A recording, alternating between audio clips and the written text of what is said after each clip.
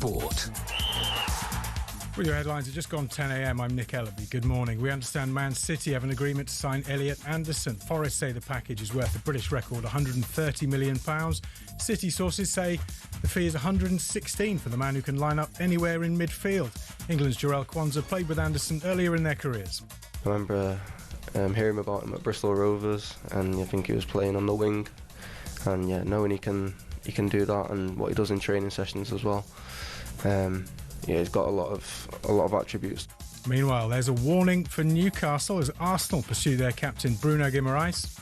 I don't think this has gone as far as club-to-club talks yet, but there is a concern at Newcastle that Guimaraes will push for this move, and there could be a bit of a mass exodus from St James's Park. There's more from our chief football correspondent Alex Crook on talkSPORT's YouTube channel. Now, Stuart Pearce has called Ecuador's 2-1 comeback win over Germany the gutsiest World Cup performance he's ever seen. That result, terrible news for Scotland's chances of making the knockouts. So was Paraguay's 0-0 draw with Australia. Elsewhere, Japan coach Hajime Moriyasu says they will not be pushovers in their round of 32 game with Brazil. Japan's 1-1 draw with Sweden means Graham Potter's side also progress. Turkey beat USA 3-2, Netherlands beat Tunisia 3-1, and Ivory Coast have made the knockouts for the first time after a 2-0 win over Curaçao. And that rugby player involved in the nightclub altercation with England cricketer Gus Atkinson, Totoa Ovar, will face no further action. Saracens are frustrated with the ECB following suggestions Atkinson was the victim of an unprovoked attack. England's cricketers, meanwhile, are hoping to pick up where they left off at Trent Bridge, taking 4 late wickets after a difficult day. New Zealand resume on 361 for 4 from 11 a.m. There's more on all this on talkSPORT's Cricket YouTube. talkSPORT News. Buckingham Palace will not be the King's official residence despite a £370 million refurbishment. And a man who killed 6 in a car attack on a German Christmas market has been sentenced to life in prison. More of them are at past. talkSPORT weather with QuickFit. This summer, treat yourself to Bridgestone Turanza All-Season 6 tyres with a 25,000 mileage guarantee. Book today at quickfit.com. Conditions apply. Across Scotland, cloudy with outbreaks of rain, thunderstorms, hail and gusty winds. Elsewhere, dry with sunny spells. Extreme heat across eastern England. Temperatures in the west dropping slightly. Hello, I'm Matt Fordham from talkSPORT. This is how to win the World Cup. This is the best squad I think England have ever had.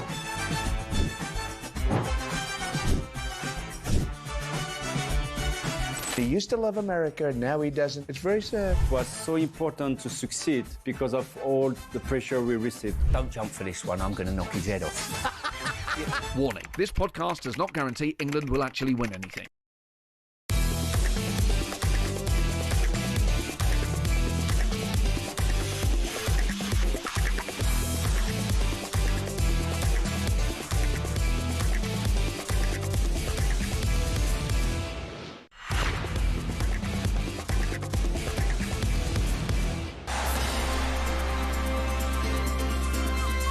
Good morning, this is Paul Hawksbee and Andy Jacobs with you through until 1 here on talkSPORT. Wow, this morning I can bring you an exclusive. Oh, yes. From the Ghanaian witch doctor who cursed Harry Kane has now lifted it. Yeah.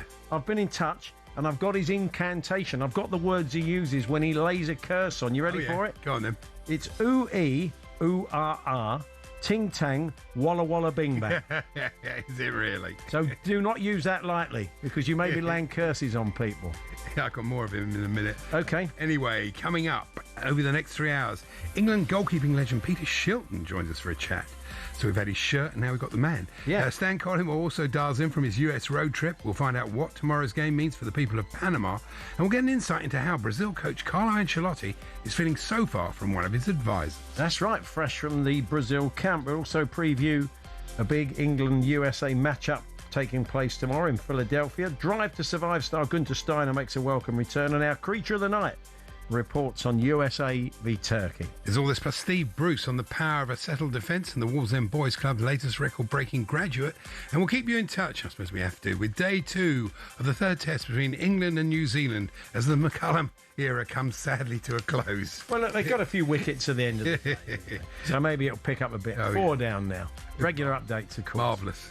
It is 5 minutes past 10. Good morning, everyone. Good morning, Andy. Good morning, Paul. I'm already sick of that witch doctor. I've had enough of him. Yeah, he's turned on Cristiano Ronaldo now. Honestly, he's naming his son after Harry Kane. He says now. Is he? Oh, that's good. I have a 2-week-old baby, and I'm going to name him Harry Kane, which is a bit confusing for him wherever he lives in Ghana.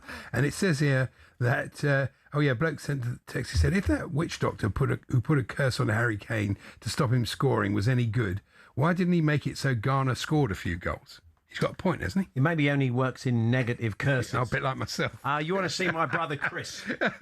Chris does all the positives. Oh, does he really? Harry Kane Bonsam, he'll be known as. Yeah, well, why not? Yeah, nice one. Okay, we'll see what happens. So, football last night. We thankfully great game. The best game of the night really was at a time that was kind of watchable unless you are a creature of the night. Ecuador, Germany. Loved it.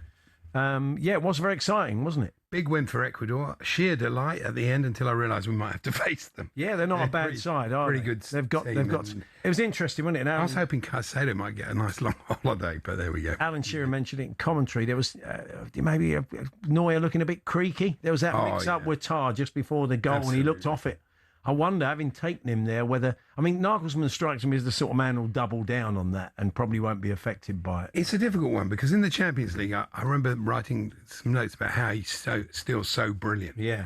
But in this tournament, he hasn't been. The first goal, possibly he was unsighted. Second goal, in his prime, you feel he would have got there. Yeah, but, he's just a bit slow to it, wasn't he? Yeah, he was really. And nice of VAR to go on a hydration break during Germany's first goal. Yeah. What was that about? His foot was high and he made some contact with the guy's face, didn't he? It wasn't a lot, and the bloke made a lot of it. It was foot up. But it was foot up. And it was instrumental in the goal and all that. Do people still talk in those terms, foot up? They don't say that. They say endangering the safety as an opponent. It used to be called foot up, didn't it? I say foot up. There was an interesting time-wasting call in that game last night. And for the interests of research, I need to get my notes because there was Neuer held the ball for quite a long time, and the ref did nothing. Then about 30 seconds later, Ecuador had a throw, and he made them retake it, or made Germany take it because he took too long, the bloke. So I counted it. I went back. A woman ref, wasn't it? Yeah. Oh, yeah. She had a good game. But I thought I'll go back, even though it's in the middle of the game. It won't take me long. I'll spool back and I'll time it. So Neuer picked it up. Got a lot of time on your hands, haven't you? I'm quite a dedicated person. 54. Yeah. Neuer picked it up on the 54-minute, 12 seconds mark. Picked it up, released it, 54-24. That's 12 seconds. That should have been a corner, shouldn't it? Wow. Then she gave one for a throw, 56-33. Ball released, 56-43. Only 10 seconds. So there you go. Well, I'll sleep easy at night. They don't call me Graham Scott for nothing. No, they certainly I really like to look into these things. In case you missed everything else, and Nicola Pepe got a couple of goals, Arsenal fan for Ivory Coast. Japan-Sweden was a cagey old draw, but Anthony Elanga It's a bit trolling, though, isn't it? What's that? Nicolas Pepe got 2 goals, Arsenal fan. Well, they used to play for him, didn't he? Oh, did he? But not very well. No, but we've all had... I could reel off a litany of Tottenham players. That was a very poor waste of 70 million. Yeah, but it happens, doesn't it? Everybody does we all know about it. Yeah, sure. Japan-Sweden, they say cagey draw. Elanga got a good goal. That was pretty decent. Wales was good. We had a bit of a carve-up, didn't we, in the Paraguay-Australia? After you clawed testimonial pace, we both need a draw. I've always been a big fan of Van Ecke. He scored a goal. He's a good player. And got man of the match, apparently. Spurs are putting together a nice unit. And probably, by the way, we're going to talk later on with the boys at BetMGM about outsiders for the Golden Boot. And... Olazabal is one that Tony Cascarino mentioned in his... He said, who's going to be the Scalacci of this tournament? And Brian Brobby, he's got another one. Depends how far they go, though. Well, of course. They could get knocked out in the next round. Yeah, but, I wonder if Sunderland might struggle to keep hold of him after this World Cup. You don't want players doing too well. We had this in commentary last night. 4 Sunderland players have scored goals in this World Cup. Yeah. It really does show how brilliant their recruitment was last summer. Yeah. To get all these players in there. Now it's time for me to present you with today's gift. Well, we got a new... Here we are. We're making this a bit. This is World of Tat with Andy Jacobs. Is there a trail? It's a bit of music. Andy Jacobs, World of Tat. Every day Andy gives me a gift. He spent £75 on 10 items. Jeff Bezos' finest was delivered to his front door. And every day he gives me this roughly £7.50 gift. Yesterday was a kind of stress ball that actually stressed me out more because it kept falling apart. Fell to bits. It did. It had a kind of strange covering on it. So this is today's World of Tap. Here we go, folks. It's wrapped in football paper. It's really nice. Okay, what's this? Are these coasters, Andy? Oh, these are quite good nice. if you've got friends coming over for tomorrow night. Oh, yeah, USA, Canada, Mexico. Lovely World Cup coasters. I bought 2 by mistake. So. Why don't you have a pack yourself? Okay, thank you very much. I call that re-gifting. I'll re-gift. I'll have a pack. I'm going to give them to the producer because he's done such a good job. Oh, that's nice. All right. So I'm going to give them. So I feel like I should use everything you give me, so I'll take these home. The producer gets a pack of those. It's marvellous, isn't it? So there we are. That was today's World of Tap. Now, Ali Ross, who spoke to us yesterday, he's very hungover, sounding like Tom Waits. He did a little bit, yeah. He was post Scotland, Brazil. He's on his way back with the Tartan Army. I've got the permutations, but for Scotland, they are, after last night, they are still pretty complicated. But before we come on to that, Ali has got this little kind of jokey app that he sent me yesterday. Oh, yeah. And what it does, it allows you, Andy, to create your look as a 1970s Scotland footballer. Okay. 74, 78 era sort of. Yeah, I know the sort of thing. Kenny, that sort of look and that shirt. So he did one of me. It's from the TenzingNaturalEnergy.com if you want to find it yourself. So Is that's that you? me. That's me playing. That's amazing. That's me playing for Scotland in the 70s. And very just put that up on screen. If you want to go and do it yourself, other drinks are available at Tenzing. As far as I know, they've not done this app thing. So nothing to do with Sherpa Tenzing. No, it's nothing to do with that. It's the drinks. Okay. So that was me, and I think they've given me. If you can't see it, they've basically given me a moustache and a bit of a sidey. Yeah, I'm in the background now. I'm not wearing my glasses. It's. I was trying to think who is in the background there. It could be Joe Jordan. It could be Danny. Is that Danny McGrain? I can't think who it is. There's somebody just. They've got look like they've got a real Scotland player in the back. You can't really see, can you? Danny McGrainey, is that what you're saying? Not really. So that was me. If you're watching on Connect TV or Smart TV or YouTube, that was Andy. Oh, no. Oh, for goodness sake. Andy doesn't kind of convey that hard man image of a 1970s Scottish footballer. I could tell you who I look like, but I'd be thrown off the air, so I'm not going to do it. Is it a bit ethnic, is it? No. Oh, no, okay, fair enough. No, don't tell me who you look like. I'll tell you in the break. Tell me off air and I'll see if it's deemed worthy for being on air. No, it isn't. Oh, okay. Oh, yes, I can think I know who you mean. Had a few hit singles in the 60s, is that who you mean? No. I'll tell you. Okay, fair enough. All right. There's no point asking if you want to do that, couldn't read them out. If you want to do that to yourself and send them in to us today, and it's a little bit of fun. I know it is a bit visual for a radio show, but anyway, we pass it on in good faith. It's good, Thank you, Ali, for a few of my mates have done it, and it's a couple of them, even Scottish. Funny, talking of that, I was looking at Instagram last night. This is mad. There was a picture of Andy Brassel commentating for talkSPORT. Yes. And his microphone looked like a moustache, like with Charlie Chaplin. Okay, well, you went down the Charlie Chaplin Well, I had route, to. did you? I thought it was safer. Yeah. And other people with similar moustaches are available. I did actually mock it up on... what happened to it? Oh, yeah, I downloaded it. There it is. Something's going to happen here. Something bad's going to happen. What's going to happen? No. Was that showing us your phone? You're just basically showing me a picture on your phone, Andy, on a national radio show. Let's have a look. Oh, I can. We'll put that on the group and see what Andy makes of it. Andy, I'm sure he'd love to see that. It does look very good. Just struck me. Anyway, busy show today. Should I do Scotland's permutations? Please do. Okay, 8 groups left to play. Scotland need 4 third-place teams to have a worse record than them. It means they need a minimum of 4 of the following scenarios to play out. Hunker down. Here we go. Senegal and Iraq to draw. Possible. Senegal will make changes, maybe. Iraq to beat Senegal by no more than 2 goals. That's not happening. Uruguay to lose to Spain. That's very possible. That's very possible. In Group G, Iran to lose to Egypt. So that sounds pretty good. That could happen. So why have they only got a 5.72% chance of going through? Well, I haven't finished yet. Oh. Croatia to lose to Ghana by at least 3 goals. No. That's not happening. Meteor at the White House. No, that's not true. That's not. DR Congo versus Uzbekistan to be a draw, or Uzbekistan to win by no more than 3 goals. Uzbekistan as well. That's Frank Spencer's favourite team. Or yes, Well, I've done Uzbekistan, I suppose, Uzbekistan. No, it was our creature of the night. That's You kept right. calling it Uzbekistan. Austria and Algeria are on 3 points, and a draw would send them both through. I wonder what sort of game that's going to be. Austria, just a wonder what. That's our creature of the night. That's like having gone to the dentist at 3 a.m. That'll be. That really will be after you, Claude. Scotland need Algeria to lose by more than 2 goals. Well, that's not happening. Or Austria will be beaten by at least 4 goals. So, yeah, it's snookers, Scotland fans. It's not easy. Somebody WhatsApped me about that game. It was going to be like Austria-Germany or something. Yeah, well, that's right. The infamous game, the infamous karma. Yeah. Anyway, Peter Shilton joins us first off. He's forgiven Diego, and he's forgiven the good people of Argentina. So he says. Tell us more about that. Give us his thoughts on Jordan Pickford and other goalkeeping moments of the World Cup. Steve Bruce is joining us. Stan Collymore on his US road trip. Lots to come between now and 1 o'clock here on talkSPORT. Of course, we're here with Selco Builders Warehouse. It's where the trade go.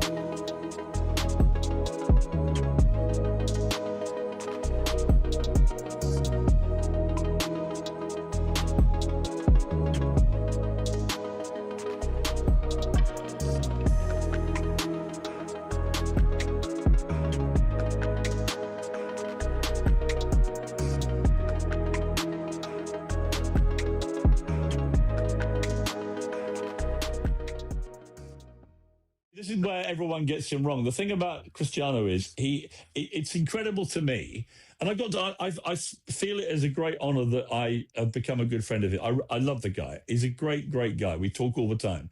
It's a weird thing for me. We became friends because he liked my crime documentaries I did for ITV. Yeah. That's how he messaged me out of the blue, and that was how it started. But we become good friends. And the thing about Ronaldo, I just find incredible. He still gets unbelievably emotional when he scores a goal or wins a game or loses a game or misses a penalty, whatever it may be. To do that at 41 when you're a billionaire, and you've done everything in the game, it shows you that all that matters to him is football. It shows you that you're playing against Uzbekistan. In the last Euros 2024, he didn't score 1 goal.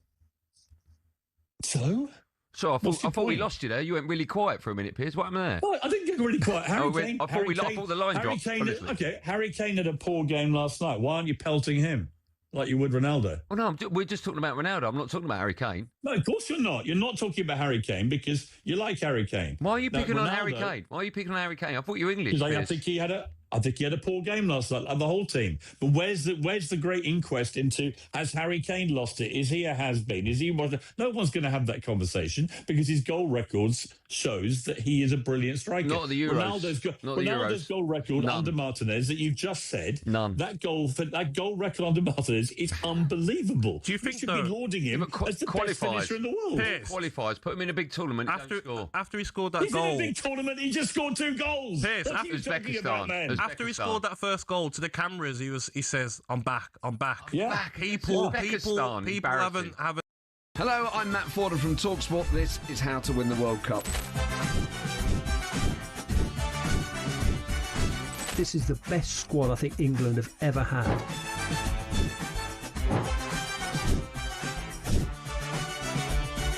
He used to love America, now he doesn't. It's very sad. It was so important to succeed because of all the pressure we received. Don't jump for this one, I'm going to knock his head off. Warning, this podcast does not guarantee England will actually win anything.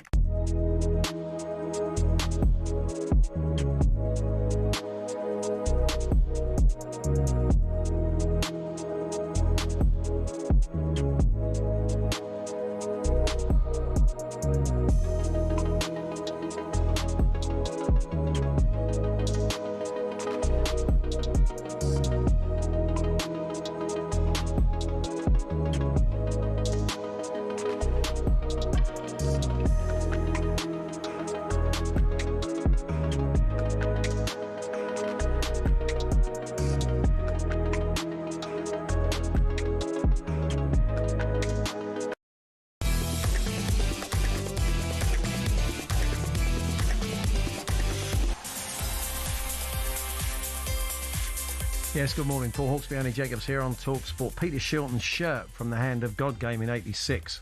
The Azteca was in the studio the other day. It's going under the hammer. We're buds very shortly.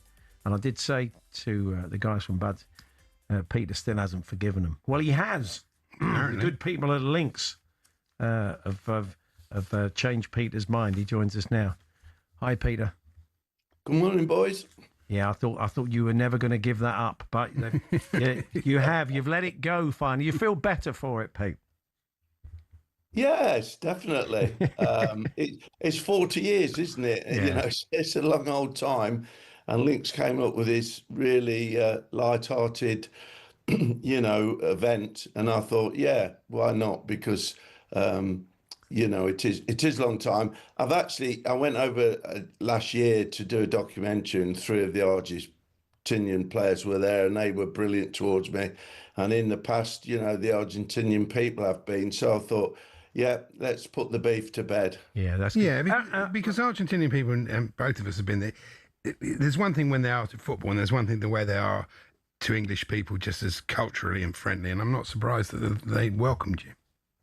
Yeah, definitely. And, those obviously helped. I just thought it was a light-hearted thing to do, with the mascot and the big hand. Yeah. And, it seems to have been received very well overall, I think. Yeah, that's right. They did bring a mascot over, and he has got a big hand. I thought just for a moment it might have upset you a bit, Peter, but you've got to have a sense of humour. Yeah. The shirt was amazing to hold the shirt, Peter, because it is such a part of football history. And it's an unusual shirt because you didn't seem to wear that colour very often, did you? It was quite heavy. We were surprised in the heat. Yeah. Obviously, it's nothing to do with me now. No. Years ago, I think in the 80s, early 90s, I can't even remember. I let it go for very little, really. I had a lot of other jerseys which were starting to smell the house out. So, yeah, in that era, you didn't really think about it in terms of memorabilia. If only you'd done the Lynx tie-up then, they would have been very fragrant now, wouldn't they? Yeah. I can imagine. Yeah, that's good, isn't it? I do like Lynx, actually, very much, and my wife does, which makes it a no-brainer, really, doesn't it? Well, we're only seeing you down the line, but I bet you smell $1 million. I bet you got a garage full of it now, haven't you? You bet. Are you coming on to me? Well, anyway, let's have a chat about Jordan Pickford. And Troy Deeney was on the other day saying he still worries him. He still thinks there's always a rick in him. And how are you viewing him so far and as a keeper generally, Peter? Well, I've watched him since he was a youngster, young lad coming through. And I think early on he got a bit carried away at times, making rash decisions. But as all goalkeepers, you do mature with age. And I think Jordan has. And I think he's part of our team now, big part of our team with the likes of Harry Kane and Rice. I think he's got the experience. He's playing a lot of big tournaments now. All goalkeepers make mistakes. Let's put that on the table. But the best ones make fewer. And I think Jordan's made a lot of great saves. And in particular, with penalties. I mean, I think these days the goalkeepers are given far more information before the game about the opposition penalty takers, favourite side and all that. The same as I think, a lot of the strikers have got a better mental attitude when they take penalties. I mean, in my day, you could see penalties sort of people coming up and didn't know what they were doing. The brain was frazzled all over the place. But now I think, that type of coaching is very good. And I think, to be fair, looking at he's played like 80-odd games now. I think he's probably just about, the best since I stopped playing, I think. Maybe just slightly in front of David David Seaman, because of his, his distribution and that type of thing. A lot of the goalies, though, in this World Cup have been complaining about the ball. Apparently it's something to do with the number of panels on it. But have you noticed it behaving strangely? Can you see why goalkeepers are unhappy with it? Yeah, I think, it's moving around a lot, isn't it? And people are hitting shots from distance and you blink and you missed it, So, yeah, let's make it even more difficult for goalkeepers. I mean, in Mexico, for example, with the altitude, and in the 80s, the ball would move through the air so much more than it did, when we played in England. So yeah, I think it is probably more difficult now. And the phrase reality check's been used a lot since that 0-0 draw with Ghana. But you were part of a team at Italia 90 that took a while to grow into the tournament, and finished up with a brilliant performance in the semi against Germany that we were really unlikely to lose. So I mean, you're not panicking, I take it, Peter? No, not at all. I think the earlier rounds you just said very hit and miss. You're trying to find your form. I mean, I thought Ghana actually deserve a lot of credit. They defended really well. I mean, a lot of teams have 10 men behind the ball and keep the fingers crossed, but I thought they defended as a unit very well, and we had enough chances just to maybe not won him, which everybody would have been happy with. But it's another game gone, and let's hope we can pick up the mantle again and start popping a few goals in against Panama. But I mean, in '86 we didn't start very well. The pitch we played on was blooming awful. Yeah. But we didn't play well until we sort of got in the Azteca Stadium. So yeah, you do start a little bit sluggishly sometimes, and on this occasion they started fast out the traps against Croatia, but obviously everybody's a bit down because of the Ghana game. But yeah, good result against Panama, and the tournament starts then, as far as I'm concerned. Harry Kane is closing in. He's still got 9 games to go on your appearance record, your 125 caps. How do you view that now as players? I mean, because that was some record. Yeah. I mean, considering I was understood to my old mate Ray Clemens, bless him, is no longer with us, and he got 60 caps. So yeah, if Ray wasn't around, it might have been a lot more. But he deserved his caps. Yeah, I think Harry will beat it, to be fair, and I'd be quite happy with that. I wouldn't be happy, but I think somebody like Harry, I would be pleased that somebody like him broke it, because he's played in all the games. He's a great professional, on and off the pitch. He's playing in the hardest position, which is a striker. A goalkeeper's second hardest, but strikers are, need to score regularly. And he's been brilliant for England. And yeah, I'll be the first one to congratulate him if he beats my record. Just going back, just finally to while we were originally chatting, the links tie up and you forgiving Argentina. Did you meet Diego after that moment? Have you had conversations with him after that day? No, never. Never did. Played in a match for the rest of the world against the Football League at Wembley in the 80s. I played one half, but never. No, he never sort of got close to it. It was still too raw at that stage, was it? No, he just didn't have any chances. It's tough. Well, good to talk to you, Peter. Enjoy the rest of the World Cup. All the best. Thanks for joining us. Yeah, lovely to speak to you, boys. Thanks, Peter. That's the great Peter Shilton there, England record holder. But we say Harry Kane 9 off. And yeah, as Peter says, he's definitely going to do it, isn't he? Oh, yeah. So if you're a bit whiffy in this heat, get round to Pete's place. Bang on the garage door. Steve Bruce going to join us for a chat later on. We're going to talk about, it's interesting to talk about changes tonight, but settled defence, there's a lot to be said for that. We're interested to see what Thomas Tuchel does. And Steve is another graduate of the Wallsend, the infamous Wallsend Boys Club that has produced so many great players out the North East. The latest, Elliot Anderson, who's could be, I mean, £130 million with add-ons, including add-ons, they think. Yeah, it's a lot of money. I think he's a very, very good player. What do you think? For 130 million, I want somebody that can, beat someone and stick it in the top corner. Yeah, okay. Well, maybe I'll add that to his game. Steve Bruce joins us later on, but we're going to find out more about Panama and what they offer. Matt Hodgson's documentary maker often pops in, but he has a real in on Panamanian football. He'll tell us why in a few moments' time.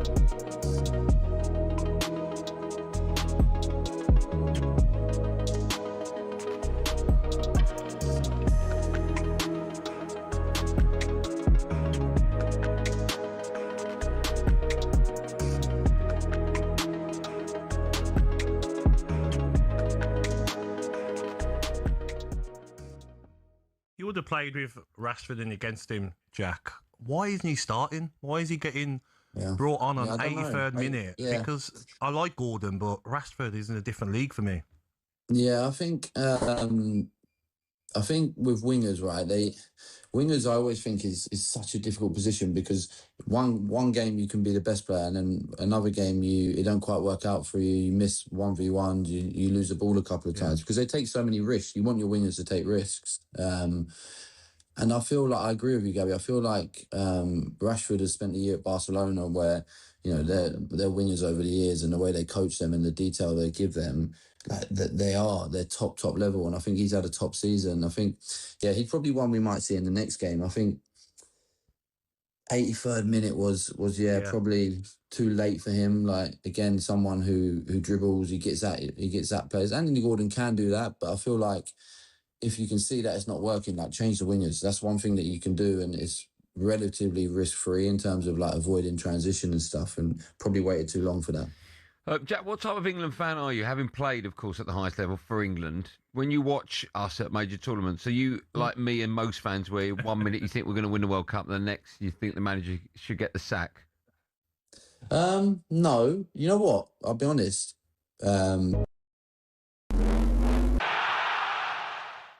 Iconic. There's no other word. An 18-carat gold trophy that owns the world, and it waits. It waits for 4 years. It's 1971, and FIFA need a new trophy to replace the Jules Rimet, so they launch a worldwide design competition. And in his studio in Milan, 50-year-old sculptor Silvio Gazzaniga immediately gets to work. But instead of sending FIFA a picture, he goes further and makes a prototype they can hold. It works. FIFA choose his design over 52 others, and perhaps the most beautiful piece of silverware or goldenware enters the beautiful game. Let's let the artist himself describe it. Gazzaniga said the idea was to create something symbolising exertion, dynamism, and the jubilation of an athlete in the moment of victory, with all the joy that contains. The malachite rings in the base fitted the sculpture well because it's green like a football field, and it's also a precious stone. The first captain to lift the trophy was Franz Beckenbauer in 1974, and of course, it's only the greatest who get their hands on it. Zoff, Matthias paved the way for the modern-day heroes who dreamt of lifting Gazzaniga's masterpiece. But there was something about this man holding it that seemed to deliver everything the sculptor had imagined. Were I to ever redo it, the artist once said, I wouldn't change a thing.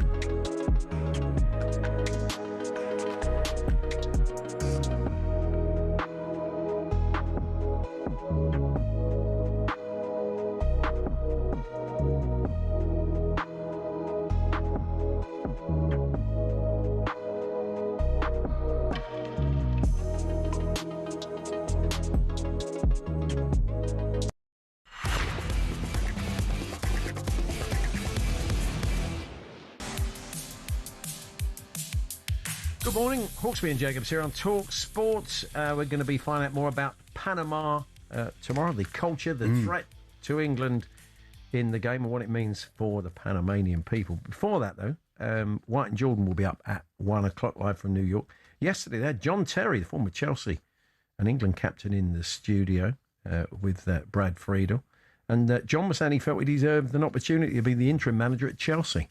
Honestly, my dream is to manage Chelsea one day. Will it ever happen if I don't go off and do the other bits? No, it won't. But when an opportunity arises like it did last year when Liam left the football club, There was nobody better. There was no one more qualified. I can't believe I'm going over this again. Sorry. No, it's okay. Go for it. But it's like, for me, there's no one more Chelsea, and I felt I deserved an opportunity, whether it was for 1 game, 2 games, 3 games. We had a London derby against Spurs. We had a semi-final against Leeds.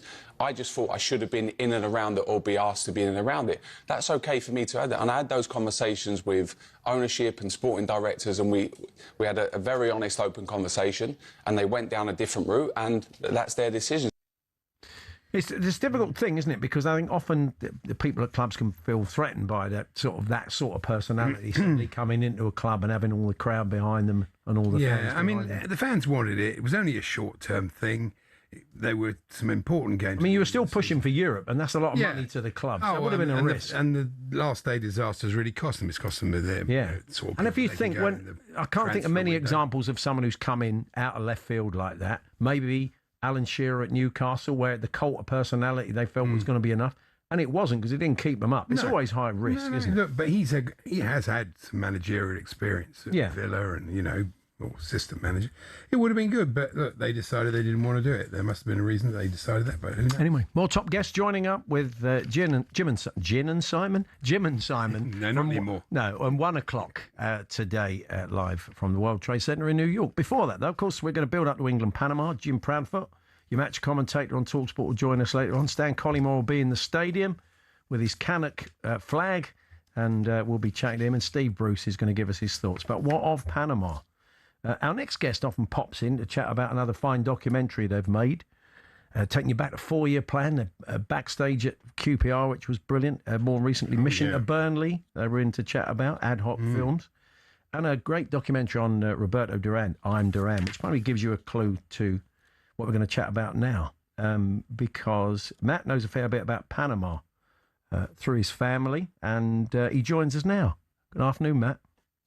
Good afternoon. Oh, morning. Oh, morning, yes. Throw in me as well. Tell me about it. Every day. So, yes, you've married a Panamanian. Your kids are dual nationality. So all quite interesting this time. I mean, where do we start? Maybe we'll start with what this means, you think, because, you go to the country a fair bit. What do you think a game like this will mean to the Panamanians? Yeah, I mean, I go a lot to Panama and have sort of been integrated into my wife's family there, obviously, but also, I've got to know a lot of people there, particularly when I was making the Duran documentary. I got to know a lot in the realm of sort of federations and sport. So I've been talking to a few of them this week. I think they see it as a bit of a free hit tomorrow night, but they're still taking it very seriously. I do think that they have been a bit unlucky in this tournament. I watched both their games. I watched them a lot over the last few years, and the improvement since we sort of walloped them 6-1 in 2018 is night and day. They're a much different proposition this time. I thought they've dominated both their games against Ghana and Croatia. And I'm not saying that they offer England a huge threat, but I do think it'll be a different affair to what it was 8 years ago. And the country themselves are just pretty pumped about it. They have a expression which is no estamos creyendo en nadie, which literally means we don't believe in anyone, but in this sense it means we don't believe in the hype of anyone. We believe in ourselves, and we're not thinking about the hype of another team. What sort of way do you expect them to play? Because I'm sure a lot of fans are fearing another low block evening, but having said that, they can't qualify now, although they've played well in their 2 games. They've had sort of narrow defeats. So they can't qualify. So do you think they'll go for it tomorrow night? How do you think they'll play? Well, they do play more. I think that historically they were a low block team, quite physical, play on the counter attack, low block, etc. But when Thomas Christiansen came in 6 years ago, he's Danish, but he's from a sort of Barcelona background. He went to Barcelona, and he's a Cruyff acolyte, effectively. So his philosophy is that possession-based football. So he then started to integrate that philosophy into the system. So I do think they'll play more with the ball than perhaps people are giving them credit for.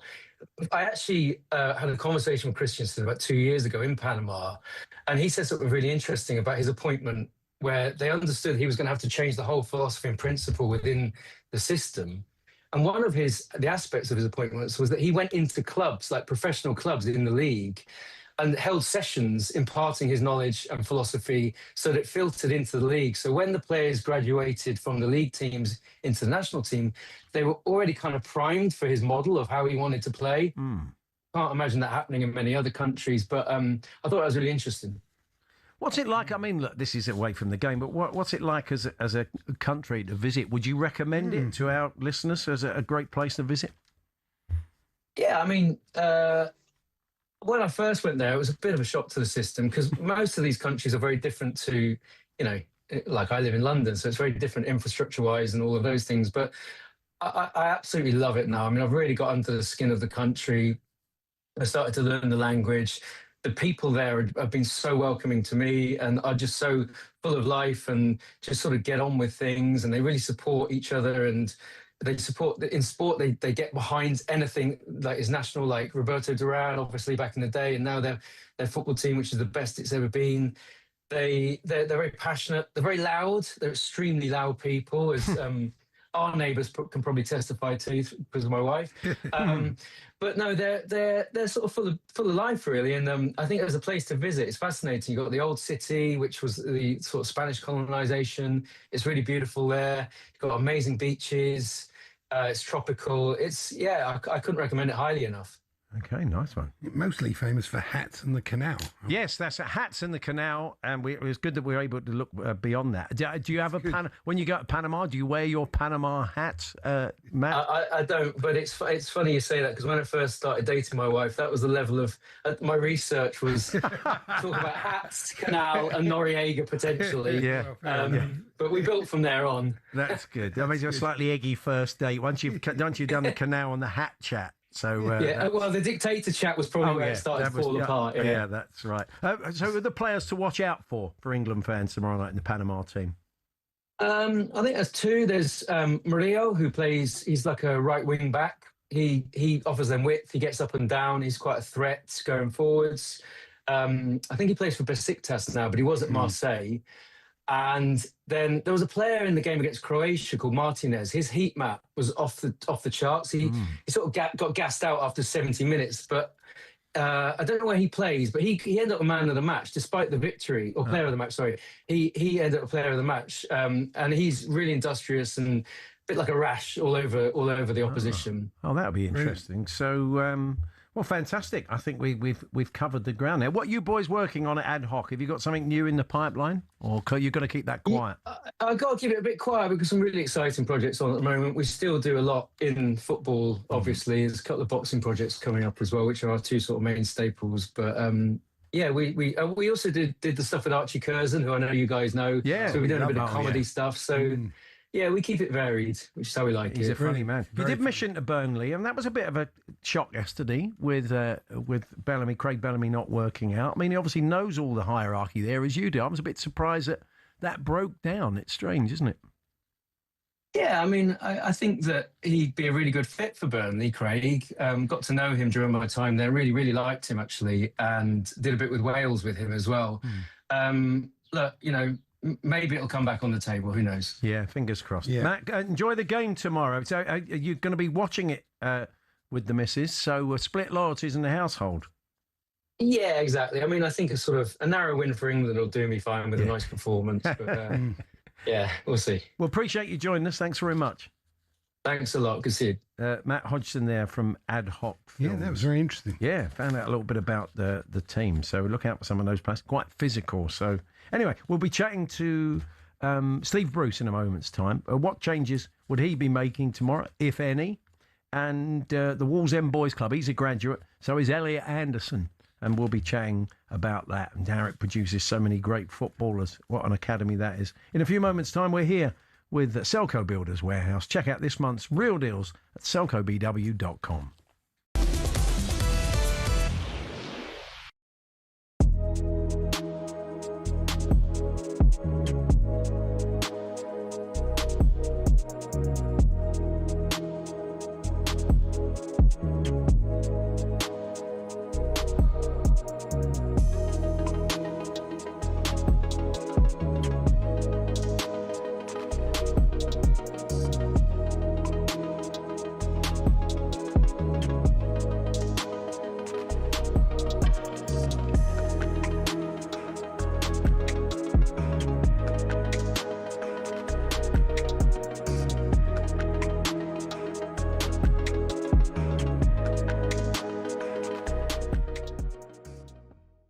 Hi, Reese.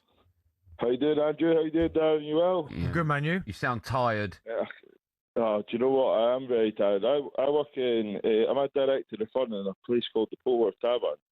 Now we've had a lot of fun trying to support the Tartan Army and try to support Scotland, but last night's just embarrassing. You can't support Steve Clarke anymore. I think it's absolutely embarrassing how the fact he even got a 4-year contract before we even went there. It's an embarrassment to Scotland. And do you know what? And I hope you would agree with us. I think we're the laughing stock of Britain right now. Do you know, listen, I wouldn't say you're the laughing stock of Britain, but let me ask you, Reece, because I understand the last 2 performances haven't been great, but realistically, in this group, where did you feel you'd finish? I think we should have put a better performance. I think we need a bit of a... So I'm a Hearts fan, and like we were all talking about Scottish football last season. Bit of fight, bit of hardcore. You've not seen that. You've not seen that in the World Cup. There's no the fight. There's no the elbows in. There's no the Scotland the brave, and I think it is actually an embarrassment for the players. But I don't think that comes to the players. I think that's the way that Steve Clarke's one of the players. I think it's an embarrassment. Two or three of those goals, just play Craig Gordon. He saves them. Hello, I'm Matt Fordham from talkSPORT. This is How to Win the World Cup. This is the best squad I think England have ever had.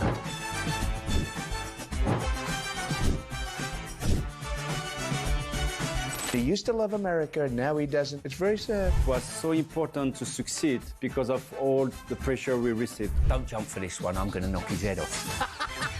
Warning, this podcast does not guarantee England will actually win anything.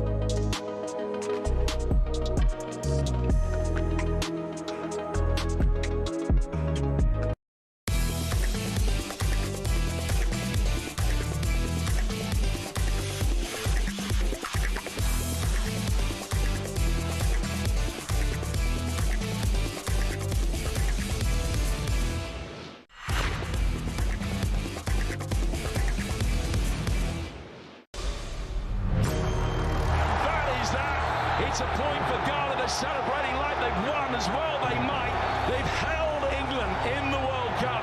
What a load of rubbish that was. I mean, you get your hopes up every single time with England. That simply was not good enough. Dross.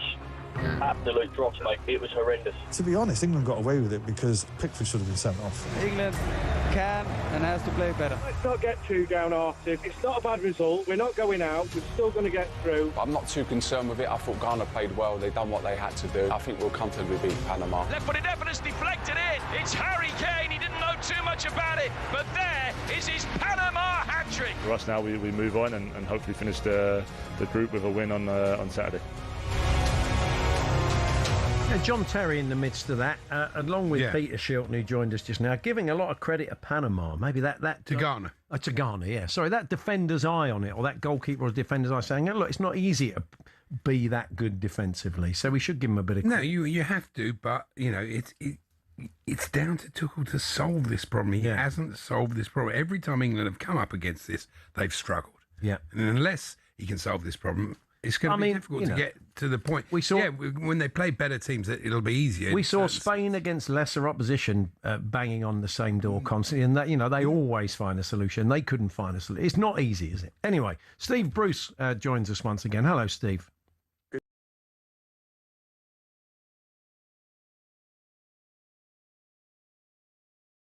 He will make changes. He says he enjoyed the work of the centre halves the other day, so maybe they'll keep their places. Reece James has a bit of an issue. They may change. They may go back to Nico O'Reilly. But, I mean, I don't know what your thoughts are. We were saying off air that a settled defence. You know, you can make changes elsewhere, but having a settled defence in a tournament is probably a good idea as much as you can, isn't it? Yeah, usually you would think that would be a core. I mean, when I think back to my time, the only people who never got a rest was me and Gary Pallister. Everybody else was rotated by Fergie, but he always had his centre backs and the goalkeeper. That never changed. But yeah, I mean, I would anticipate there'll be a few changes and all the rest of it, because at the end of the day, you're going to play. If you dive into the competition, you're going to play something like 7 or 8 games. You would think at least if we do our jobs right. So I wouldn't be surprised.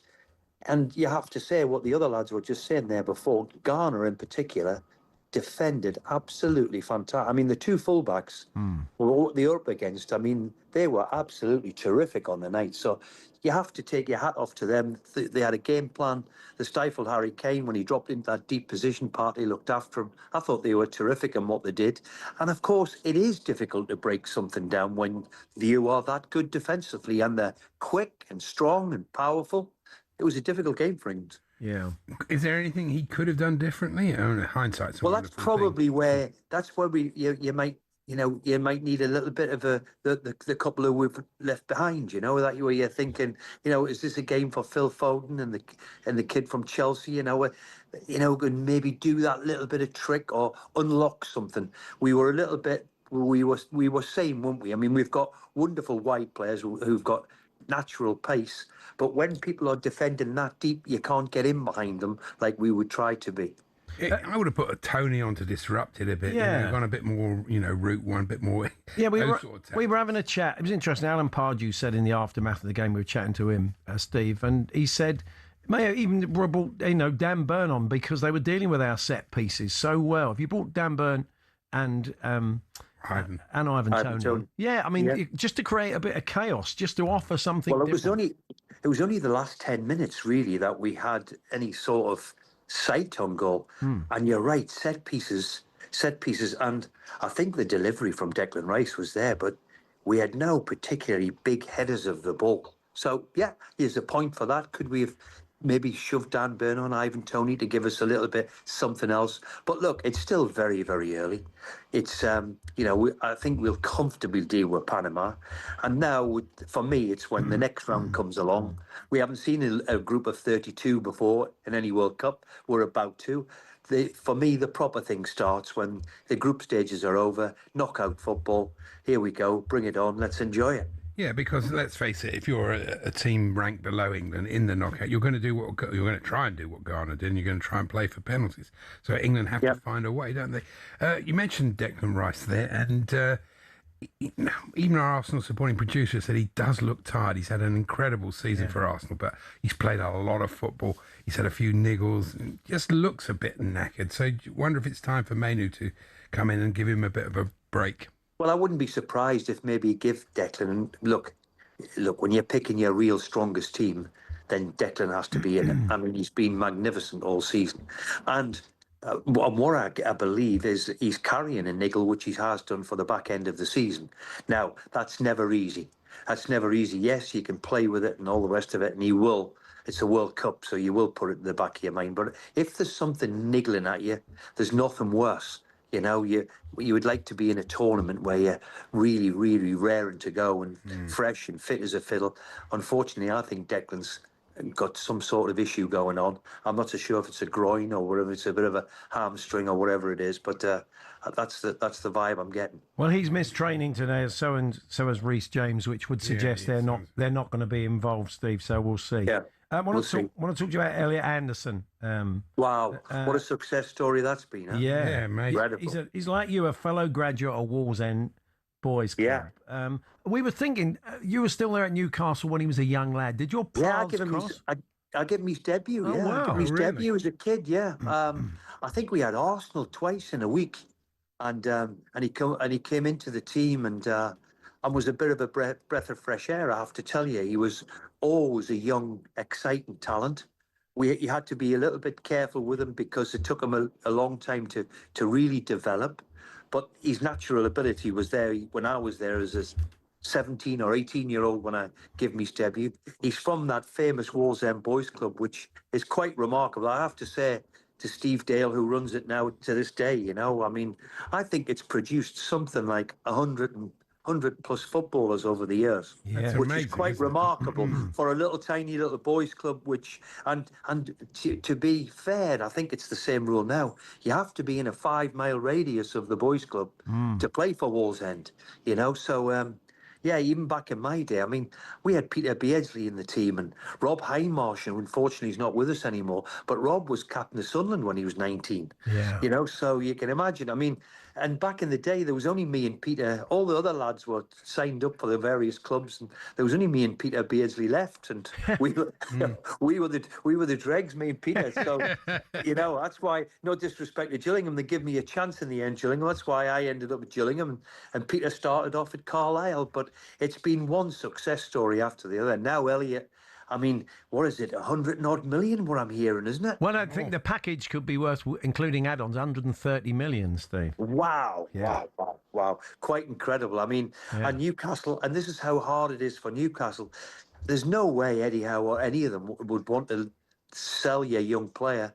But for the financial situation that a lot of the clubs find themselves, especially a club like Newcastle, you've had to sell one of your homegrown players, which must be now a dagger for all of them when he's gone on to go for that sort of amount of money. They'll get Surely being City, it should have been 115 million. Yes, of course. Yeah. They'll get a bit of sell on, I'm sure, Newcastle. I'm sure. Do you think he'll fit in well at City? You see him as a good fit? I mean, Andy's point is that for 130 million, I want someone who can dribble past 5 people and whack it in the top corner. Do you know? I mean, it's an incredible amount of money. You need what he does. You're wanting a young Lionel Messi. You would have thought, wouldn't you? You know, and he's plum, you know, or a young Ronaldo. He's certainly not that. But look, it's the way it is. It's the way this. You know, the fees never seem to amaze me. It's quite incredible. Where's it going to stop? Who's going to be the first 201? That's where it'll go to, I would have thought.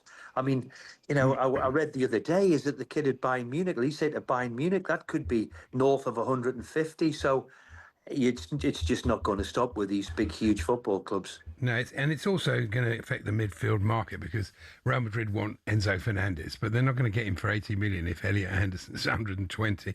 And the same. Yeah, it does. You're right. Boost that market. You've got Adam Scott, Bournemouth, people would love. Wharton at Palace, people would love. It does set the tariff, doesn't it? It sets the bar, those sorts of moves, Steve.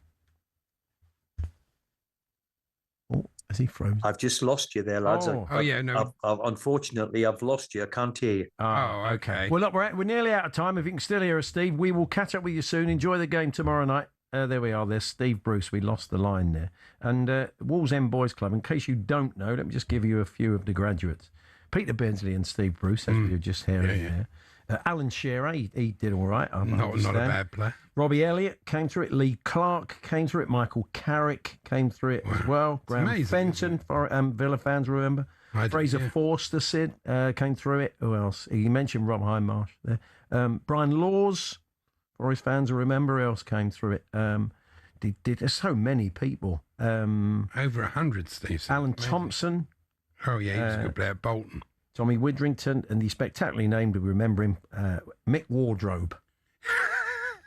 I don't remember Mick Wardrobe. It's one of the great football names. It's a great name. Never heard that name before. That's right. It is. That was. Come on, give us your furniture-based footballers. Do you want your Mick Wardrobe? Okay, that's it. Oh, come on, no, please. Let's have your furniture-based. Shane Shays Long. We're going to have that, aren't we now? Are you up for the cupboard? Are you?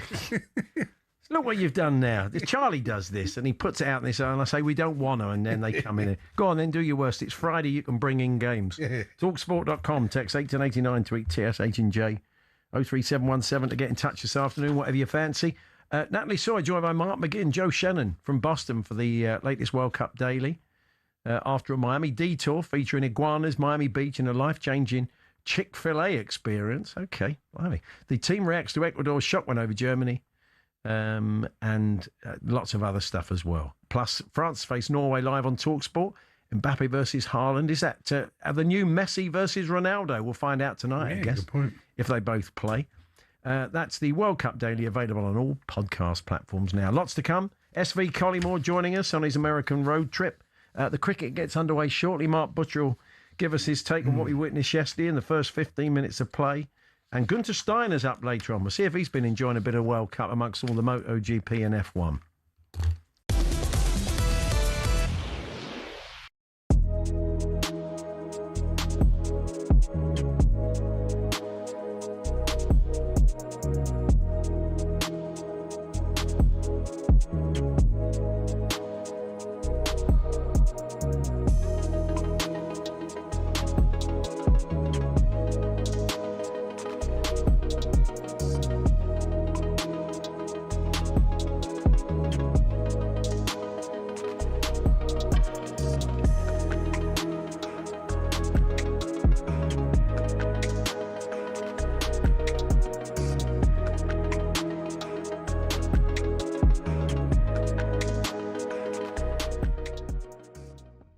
When you look at Scotland over the 3 games, David, what is your overall assessment and takeaway? I mean, most of us looked at it and felt that Morocco and Brazil would be a reach to get anything from, and that the outcome of the Haitian game would be important and that goals needed to be scored.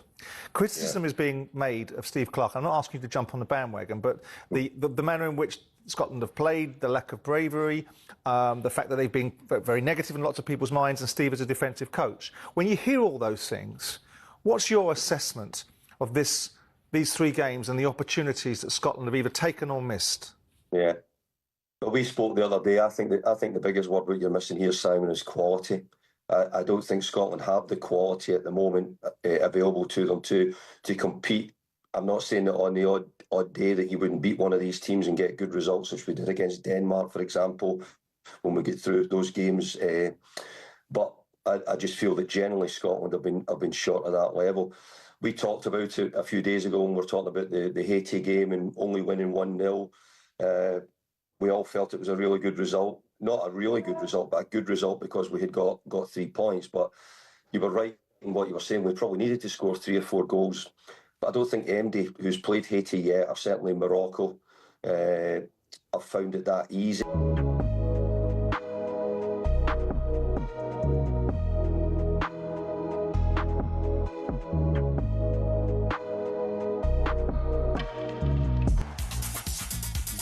There's a big game between England and the USA going on tomorrow, and we'll be speaking to a couple of players involved a little bit later on. But first, Nick Ellaby's here with the sports headlines. Talk Sport. Thanks, Paul. Good morning. Former Nottingham Forest captain Stuart Pearce doesn't know what good football business is anymore. Man City have agreed a deal to sign Elliot Anderson worth somewhere between 116 and 130 million pounds. At those sort of figures, if my chairman come to me and said I can get you Anderson and it's 130 million, I would be a little bit nervous at that figure, I've got to say. Meanwhile, as Arsenal pursue Newcastle captain Bruno Guimaraes, talkSPORT's Darren Bent would prefer the Gunners sign a left winger. You say it gets to 80 million for Bruno, that's a big chunk of your budget gone. Yeah, but I imagine they've set aside how much they want to spend on each position. Hopefully, but yeah, I'd love to take Bruno. Who's the one, apart from Kvaratskhelia one game, who's the one player on the left you want? Barcola, PSG. Bradley Barcola, incredible. All the latest transfer news at talksport.com. Scotland's hopes of making the World Cup's round of 32 are hanging by a thread, but Ivory Coast have made the knockouts for the first time ever.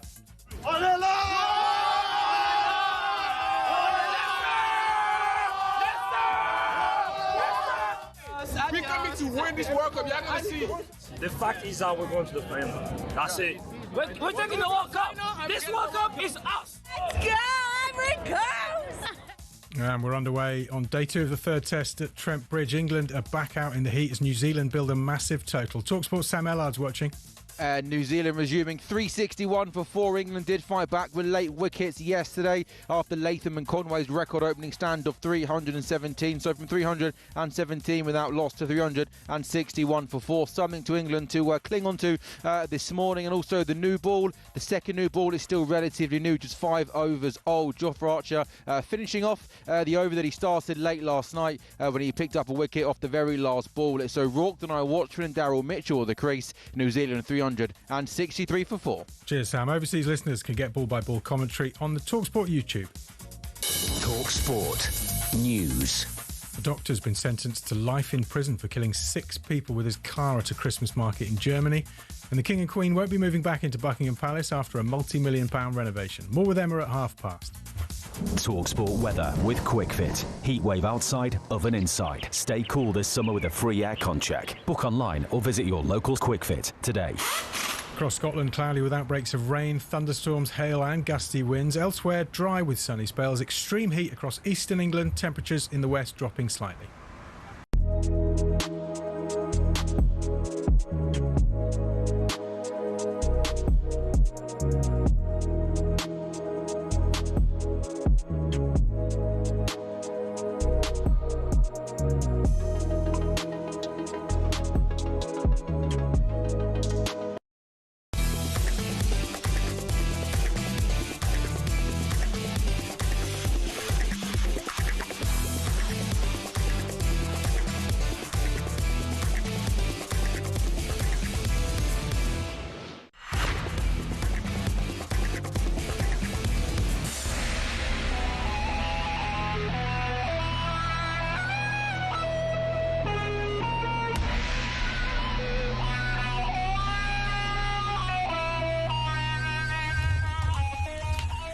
Good morning, it's Paul Hawksbee and Andy Jacobs here on Talk Sport. Coming up in the second hour of the show, Mark Butcher will join us. We'll get his thoughts on the cricket yesterday and the opening few overs of today. We'll have the players that went the extra mile. We'll be chatting to the good people at BetMGM. But before all of that, our next guest, one of them has been over in the Brazil camp. He's worked previously with Carlo Ancelotti and as an advisor to Ancelotti in the past.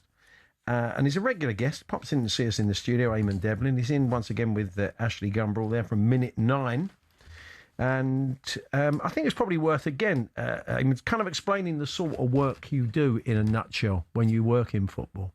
So first of all, hello, gentlemen. Good to see you again. Thanks for having us. What we try and do is help coaches be more impactful on game day. We basically analyse the behaviours, how many words they speak, who's engaging with the players, to try to make coaches have more, sort of impact on their coaching. Yeah. Basically, we're trying to get coaches to shut up. Well, that's interesting. Team talks, we've talked before about team talks being an important aspect of it, Ashley. And now, of course, we've got the hydration breaks. We've got that extra window for the coaches to have 3 minutes with the players. Yeah, I think there's 208 windows in particular across the whole World Cup. So I guess for me, as on Minute 9 as researchers, I'm doing my PhD on effective matchday coaching behaviours, and it's really under-researched. So to have those opportunities to see coaches coaching live, it's something that you just don't get to see very often. And for me as a researcher, there's probably been more stuff in the media in the last week and a half than there has been in the last 20 years for me to cotton onto. So yeah, it's perfect. And it gives you that insight that you don't get.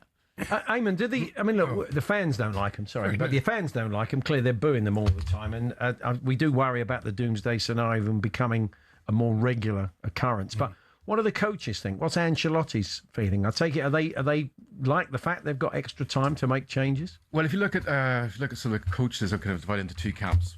Camp A hate them and kind of try to reject them. Another coach have said, look, if they're here, let's just do the best we can. So some teams have been practicing these for the last 5 months. So he's just seen it as an opportunity. So, we've been working with them since December last year, designing them, practicing them, and it's very evident from if you look at on the pictures. Some coaches are very good at them, some are less good at them. And as Ashley said, it's really for the viewer, you're getting to see coaches' behaviours. I'd rather see the football, to be really honest. Well, there's that too. I'm just wondering though, how much is it a break in the momentum that changes it, or is it the coaches? Because it seems to me, you're doing well, then comes this drinks break, and we've seen it a lot already. Yeah. Teams suddenly are much better than they were before the break. Well, it's that old adage of we used to say we're not wanting half time to. That team didn't want half time to come because they were going so well, and they lose that momentum. We are seeing it, aren't we? Yeah. Yeah, and I think Emma Hayes coined the term momentum breaks, and the FIFA's stats that they release do show that they call them dynamic shifts. And I think as of yesterday, our data suggested, or FIFA's data that we looked at, suggested in 47 of the 97 games there had been a dynamic shift, and that can be offensive, defensive, number of shots. So 47 games So you're talking almost half the games have had a shift. Morocco, Brazil had the biggest shift of sort of 67% from a hydration break either side of half time. So they work out some averages. So there's definitely some changes that teams will need to think about. It's like cricket, though, isn't it? We first noticed that there's often a wicket after the drinks break. There's something about it, isn't there? Yeah, just that kind of break in play mentally and maybe physically as well. And also look at the timing of the water break. So people say it's 3 minutes, but actually the range is 2 minutes 35 seconds to 5 minutes 55. Really? Yeah. So it's often longer than 3 minutes. Wow. And so then you've got to sort of adapt your plan if it's going to be longer than 3 minutes. Well, part of your role is to make the coaches more succinct, as you said, to shut up and say less and not overload players or bore them, and then they start to switch off. There must be a bit of an issue because they have the hydration break and they say stuff. Maybe they forget what they've said. Does that mean they are being more succinct in the half-time breaks? They're doing less of that or not? No, it's the same. So the average team talk now in international football is 6 minutes 30 seconds. And the data we've seen so far in this World Cup, it's still 6 minutes 30 seconds, even with the additional coaching. Right. So they're not saying, well, I said that 25 minutes ago, so I won't repeat myself. Yeah. I mean, as viewers, if you look at very closely at the next few games, there are some coaches who don't say anything in the water break. Yeah. Not many, but the really good coaches realise, you know what, the best thing I can do in this moment is just leave the players to it. Well, Ancelotti seemed to make a difference to his team in their first game. I think you could see that after that first, he sorted a few things out in their opening match. I mean, look, it's very easy to kind of think, well, because of X, Y happened. But he's obviously very thoughtful coach. And also he's backed up, I should say, by Paul Clement, by Davide, his son. They've got a really, really good coaching group, really measured, down to earth, and realise the players have the power. Does that mean he's a great old name of world football? Does he like them? Does he like the concept, Ancelotti, of this break in play? I would imagine he doesn't. I mean, what he said to us is he just accepted it straight away.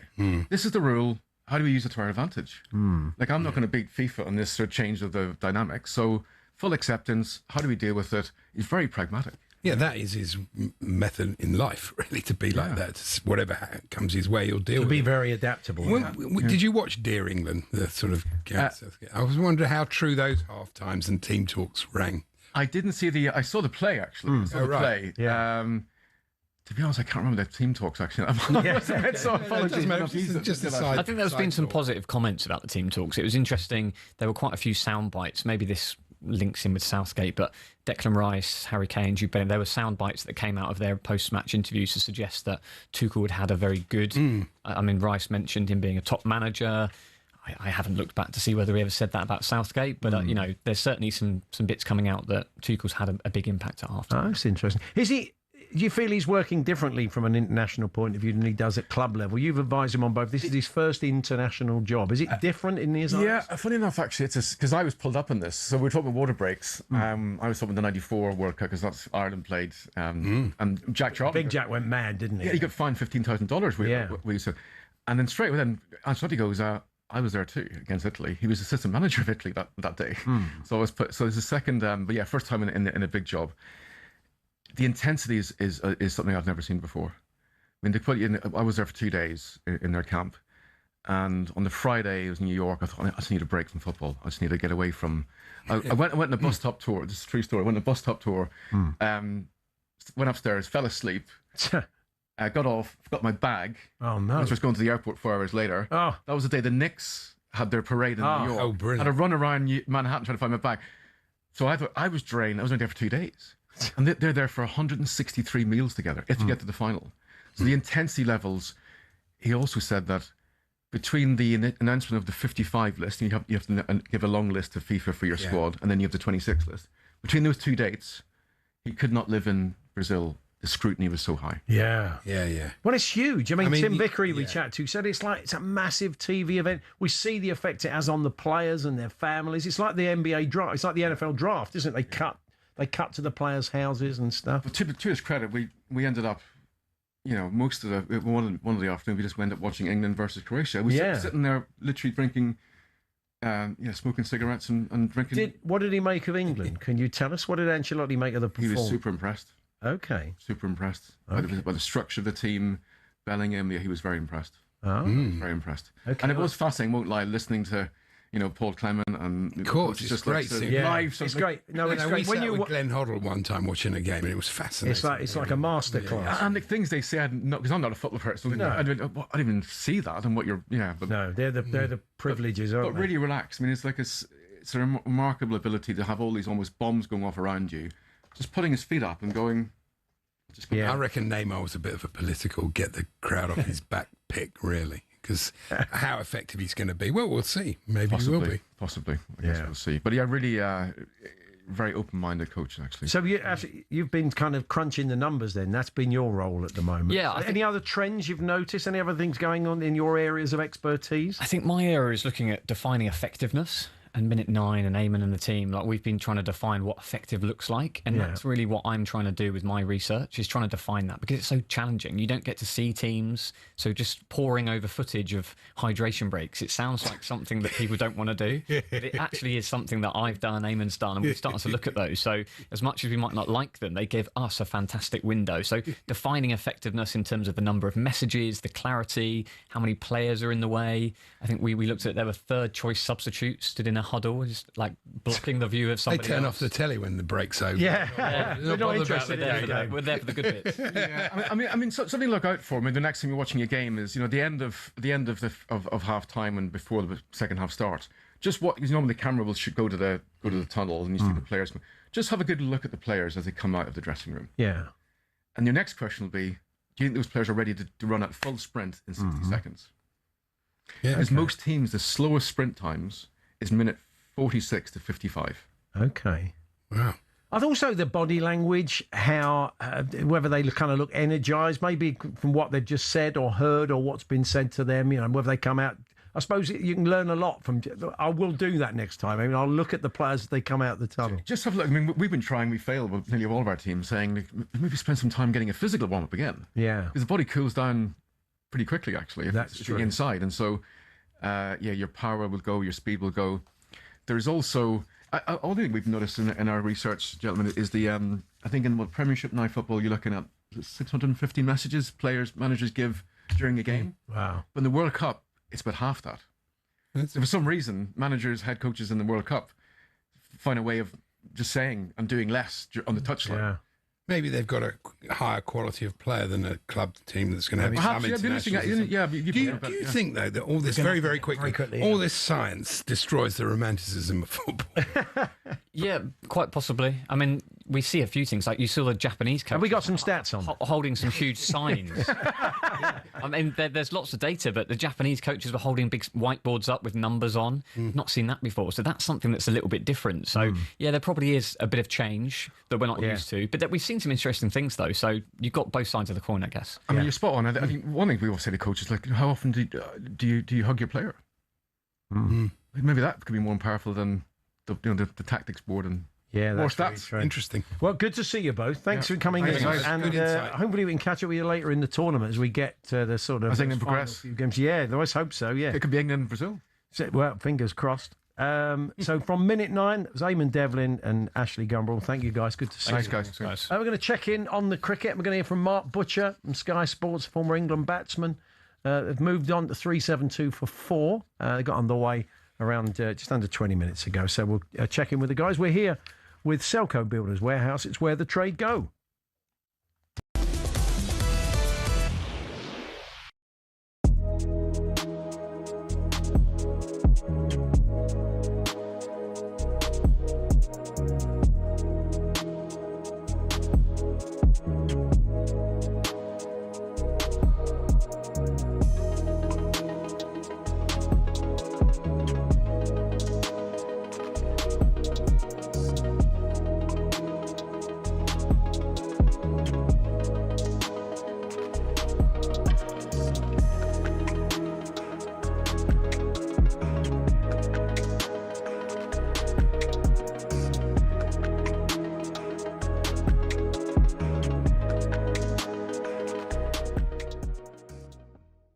You mentioned him there, right, and about Nico Riley. Now, obviously, the manager made a change because he saw something in Ghana and he thought Spence would have been a better option. But you would have watched Nico week in, week out. Does it faze him, whoever he's playing against, however quick they are, strong they are? Is he just the perfect left back in terms of playing against anyone? I tell you what is the difference between Nico and Jed Spence. Nico get you a goal. He will get you a ghosting and get you a goal. Yeah. I haven't seen enough of Jed Spence. I'm not Tottenham fan. I haven't seen enough of him, so I don't know. But I would, being biased, he'd be the first name on the City team sheet, never alone the England team sheet. So, and when he came on, he had one of the two best chances. So, I wouldn't be quick to drop Nico. He's whatever he might lack as a fullback, he'll give you going forward the other way. Yeah, I totally agree. And he's fearless. He's fearless on the ball. You know, he can dribble like a midfielder. You know, he's a top player. Let's sort of move it on to City while staying with England. You are edging closer to a deal for Elliot Anderson. And I said before the window opened, if United could buy one player that would be gettable, it would be Elliot Anderson. I'm not too sure about the price tag. I don't know what that's going to be. I know Forest have already rejected a deal worth about £121 million. Your views on him? You're excited by the prospect of him being a City player? Yeah, I mean, I've never taken much notice of him, to be honest. You know what I mean? He's one of those players that you don't really, he scored against us last season and he was great. But the price tag, well, silly money for footballers, you know what I mean? Is any footballer worth that amount of money? But looking at him in this World Cup, he looks the real deal to me. He's got a good engine. You know, he's forward thinking.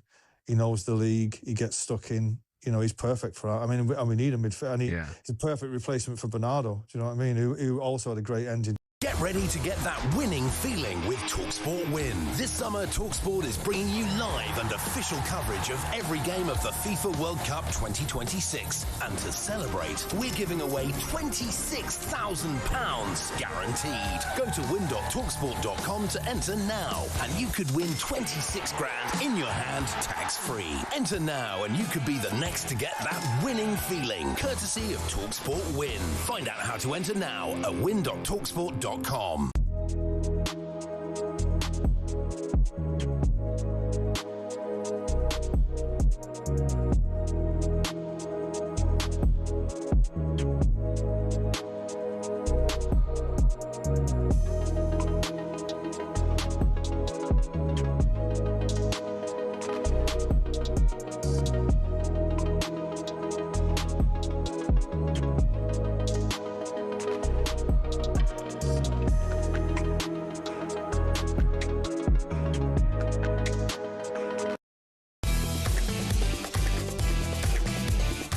Win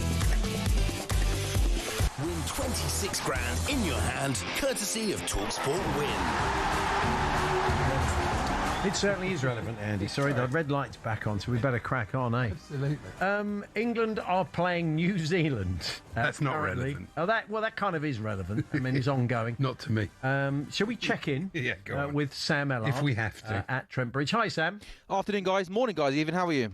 Yeah, we're good, thank you. We had a couple of wickets would be nice. Have we come close yet? Yes, we have come close, but no breakthrough yet, unfortunately, on day two. It's 373 for 4. Mitchell and the night watchman, Will O'Rourke, are at the crease, but Daryl Mitchell very fortunate to still be at the crease. Tried to leave a ball from Josh Tongue, and as he pulled out, the ball came off the inside edge of the bat and was a millimetre away from crashing into his off stump. Ended up going to the boundary. So it's Archer and Tongue taking the second new ball, which is still relatively newish this morning for England. Of course, a bizarre day yesterday where England had to wait until the 73rd over to pick up their first wicket with a score on 317 without loss. They ended up taking 4 wickets late on day two to maybe give themselves a glimmer of hope of starting today strong and trying to fight their way back into this game. But 23 minutes into day two, no early breakthrough yet.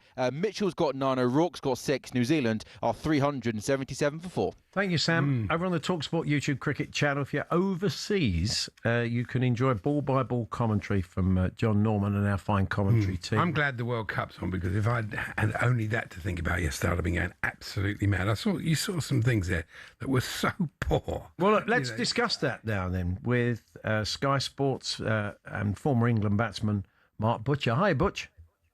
Good day, gents. How are you? Not so bad. Andy wants to vent. So what didn't you like the look of yesterday, Andy? Let him go. Let him rip. Yeah, go on then. Well, I Off your long run, Sarfraz. I don't understand how Jamie Smith, a professional wicketkeeper, can drop that catch. I don't get it. I don't. Give us a bit of background. Well, what kind of catch was it? It was down the leg side. He was moving across. It was, it was a routine. Routine, wouldn't you say, Butch? Absolutely routine catch. Yeah.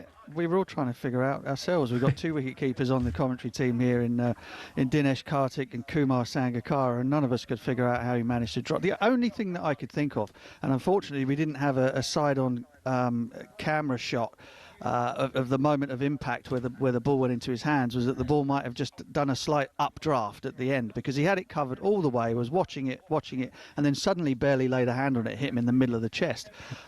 So, you know, that was the first chance that he'd had all day.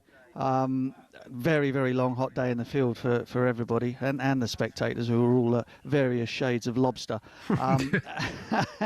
And yeah, it was a shocking miss, particularly after the troubles that he'd had in the winter in Australia, and the last thing that he needed really for his confidence. It's like a World Cup ball, the way it came onto him quite quickly. Yeah. And also the Shoaib Akhtar one, Shoaib Akhtar? Not Shoaib Akhtar. What am I talking about? Shoaib Bashir. Yeah. They're going mad. We might have done well with Shoaib Akhtar. Got his time machine. Got absolutely mad.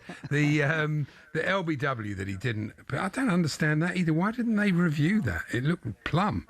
Yeah, I mean, again, and this is not a Jamie Smith bashing session, but there was nobody close to the bat, and so he sort of made the call that the ball had hit the bat first, and then the pad. But unfortunately, the replays showed up that it was the other way round, and it would have been out. So yeah, I mean, England had precious few chances for wickets yesterday. It wasn't until the 73rd over that they eventually got the breakthrough and got rid of Tom Latham. But you know, I mean, they tried very hard. The bowlers didn't seem to run out of steam by the end of the day. And in fact, when they took the second new ball, you know, Jofra Archer got rid of Henry Nicholls after a brain fade from Rachin Ravindra. And at the end of it, with them 4 down, there was a little bit of hope that perhaps we could mop things up for sort of below 500, which, believe me, would be a hell of a result given where we were at well, a long way after tea time yesterday. I mean, the only thing to cling on to was the last time these two met at Trent Bridge. It was exactly this one. It was 550, played 530 or something like that. Anyway, wasn't it? Two big first innings scores. So we'll have to see how England do on this. Well, indeed, yeah. I mean, there's going to be pressure on the batting group for sure, particularly after that. You know, they made a bit of a hash of things on a really good pitch at the Oval in the previous test. But I suppose for New Zealand, with the changes that they've had to make through injury and workload management, whatever that is, you know, they're not quite at full strength in terms of their bowling department. But they do have a very good left-arm spinner in Mitchell Santner playing. We're coming up half an hour, and it's still Mitchell and O'Rourke there. I mean, they don't want them sticking around for too much longer, do they? It'll start to get inside their heads. So hopefully a breakthrough soon.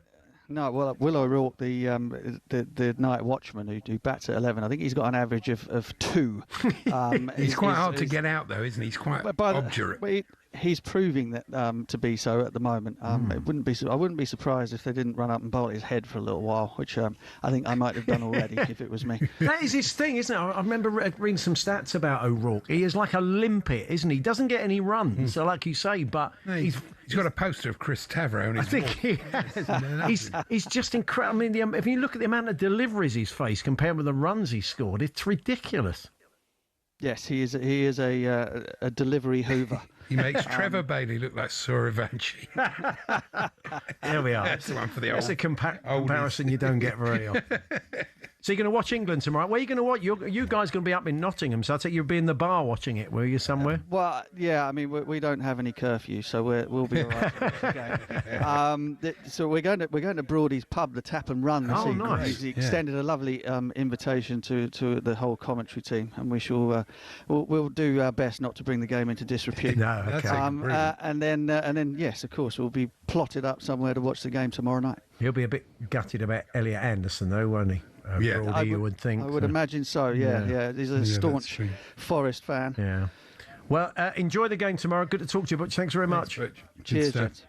Mark Butcher there, former England batsman, working for Sky Sports. Of course, there at Trent Bridge. We'll have regular updates from Sam Ellard throughout the afternoon. Now, a bit of boxing news. I'll tell you what, no, we'll come back to that, but because we want to try and give you some money if we can, because talkSPORT have commentary of every single game from the FIFA World Cup 2026, and to celebrate, giving you the chance to win £26,000 in cash. The best part is completely tax-free, Andy. So £26,000 could be yours. So what are you waiting for? Here is how to enter. I'm waiting for your copy. Here we go. For your chance to win, Visit talksportwin.com or text WIN to 83338 by 6 p.m. on the 20th of July 2026. Text costs £2.50 plus your standard network rate, or send your name and number by post to Comp1, PO Box 3190, Colchester, CO2 HEP, to arrive by midnight on the 23rd of July 2026. 18 plus, UK residents only. Your chance to win. Text the word WIN to 83338 right now. It's a network promotion. Full T's and C's at talksportwin.com. We'll get some news headlines for you next. Later on, Stan Collymore joining us, your match commentator tomorrow evening. Jim Proudfoot will join us as well, and lots more to come between now and 1 when we hand over to Jim and Simon in New York.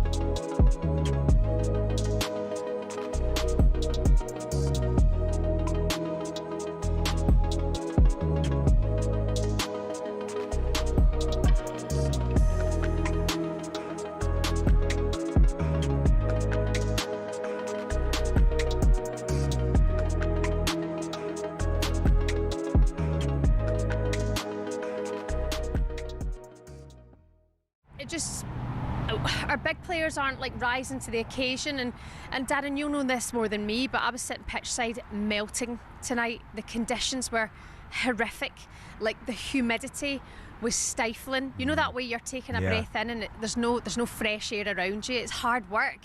And when Andy Robertson came off at half time, he walked right past me and he looked like he was laboured. He looked like it was like, you know, the end of a horse race, and you know, you could see his like side going and stuff. He was really struggling, and then he didn't come back on, you know. So there was a number of factors to come into it. I think the weather might have caused us an issue. It was blooming hot, really hot. We're not built for this madness. No, we're certainly not. Just quickly, I heard you were a bit unhappy with Steve Clarke, some of his exchanges with reporters post-match.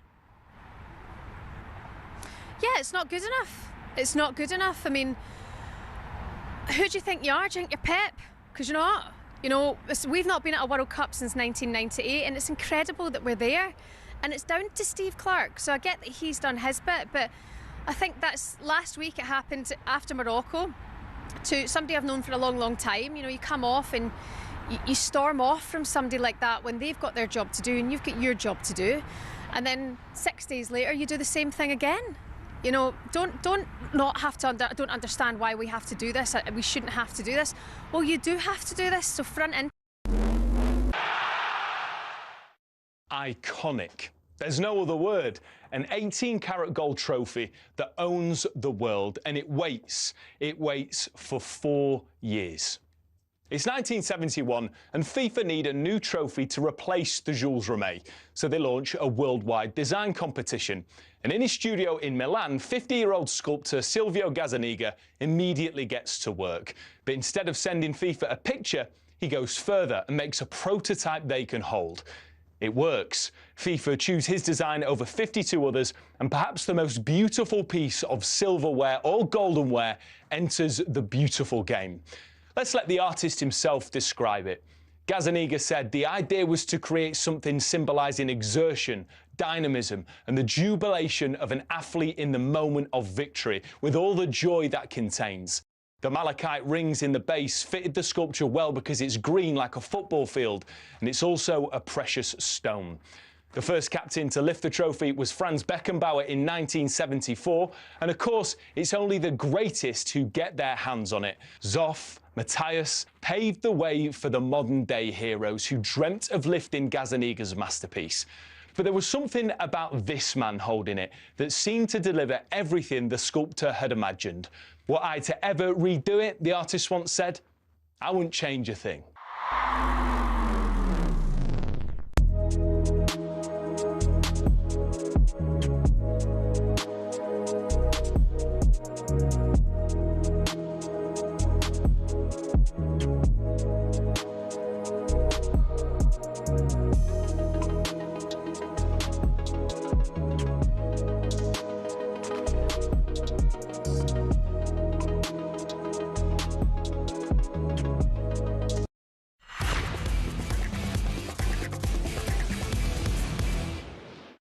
It's showtime on talkSPORT with BetMGM. We're ready for the action.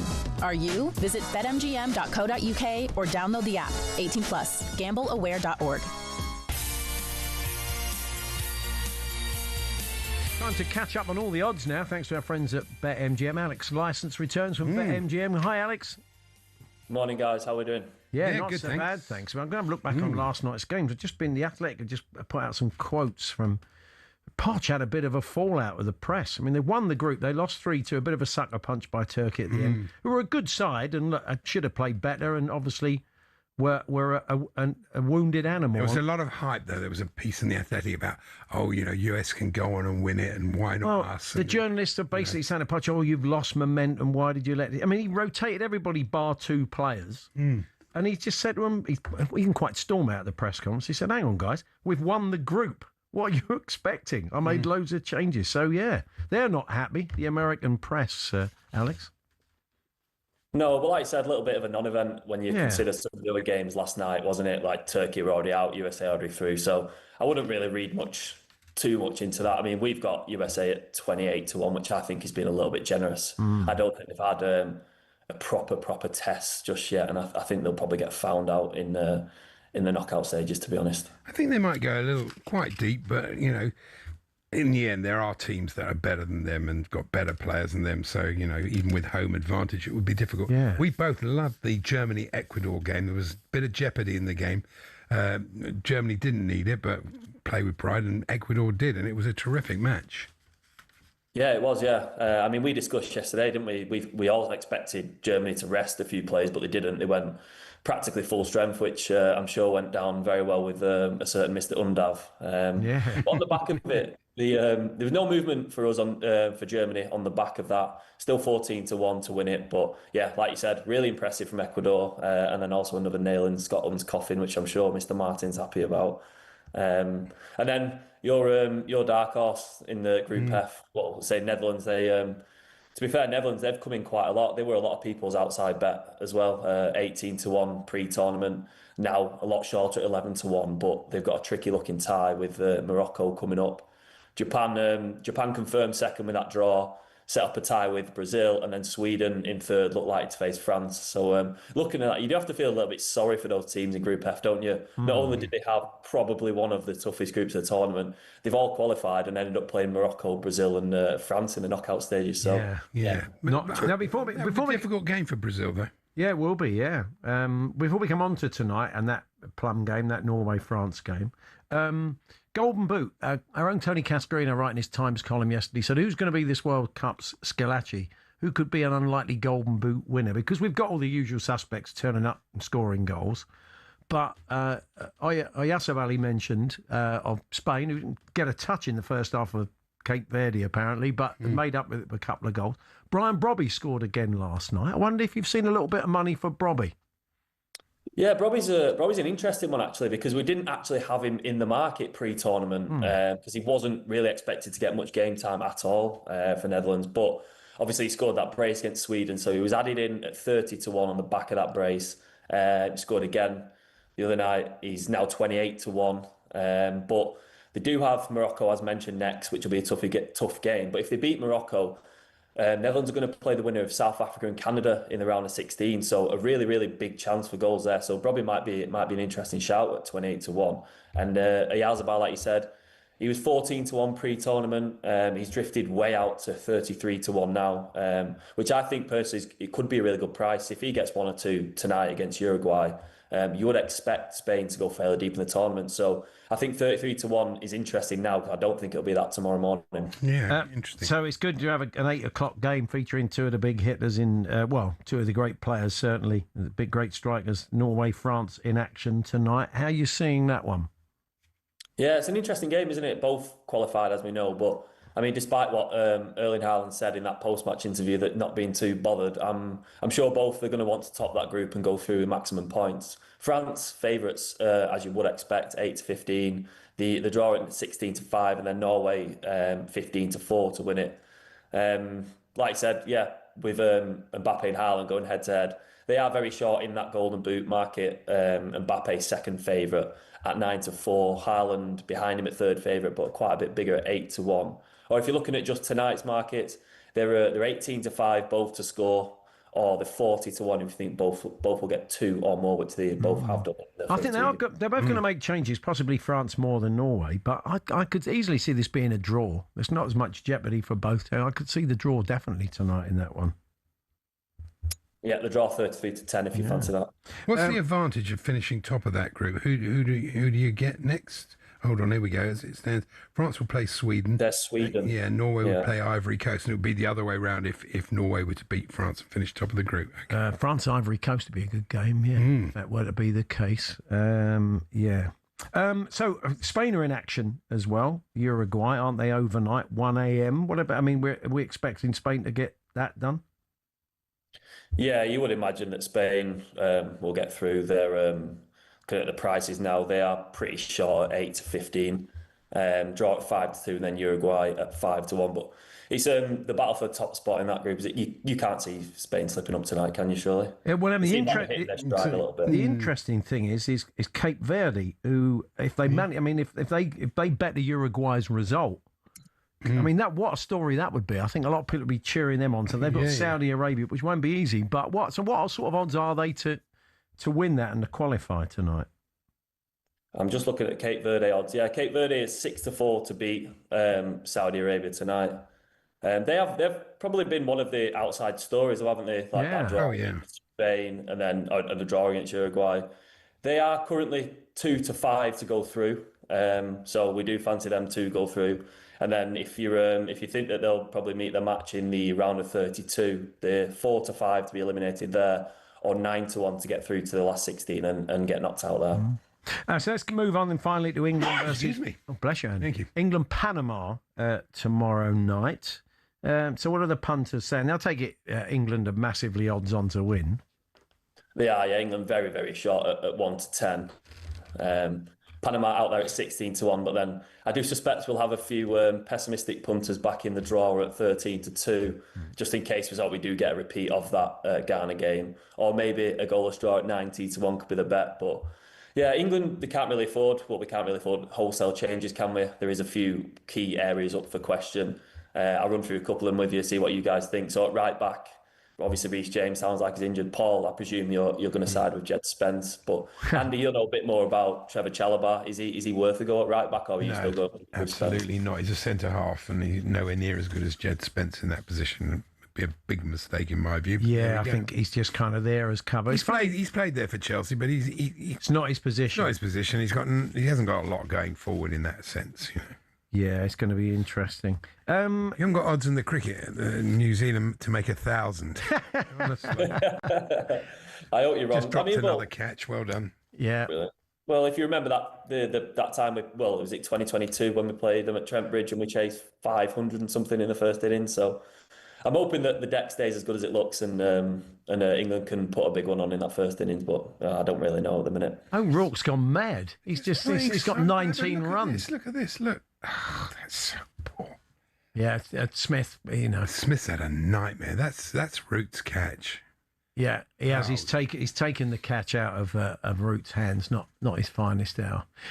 Fantastic, Alex. Enjoy the game tomorrow night. We'll catch up with you next week. Thanks very much. Thanks, Alex. Have a good weekend. Yeah, you too, guys. Thank you. Alex Licence there from BetMGM. That's all the latest odds. Visit betmgm.co.uk. You can download the app. 18+. BeGambleAware.org. It's showtime on talkSPORT with BetMGM. Keep things golden with responsible play at betmgm.co.uk. 18+. GambleAware.org.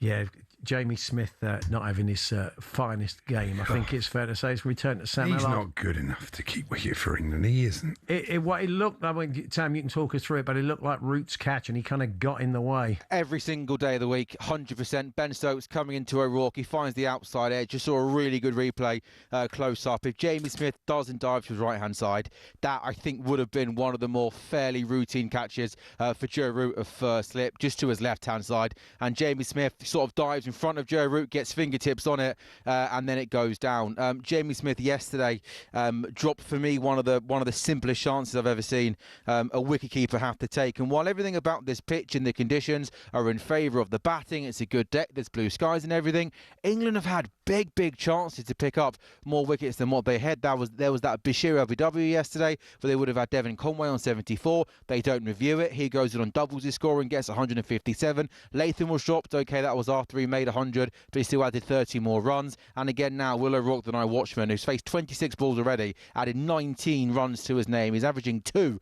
in Test match cricket. He's still there. Daryl Mitchell, unbeaten on 10.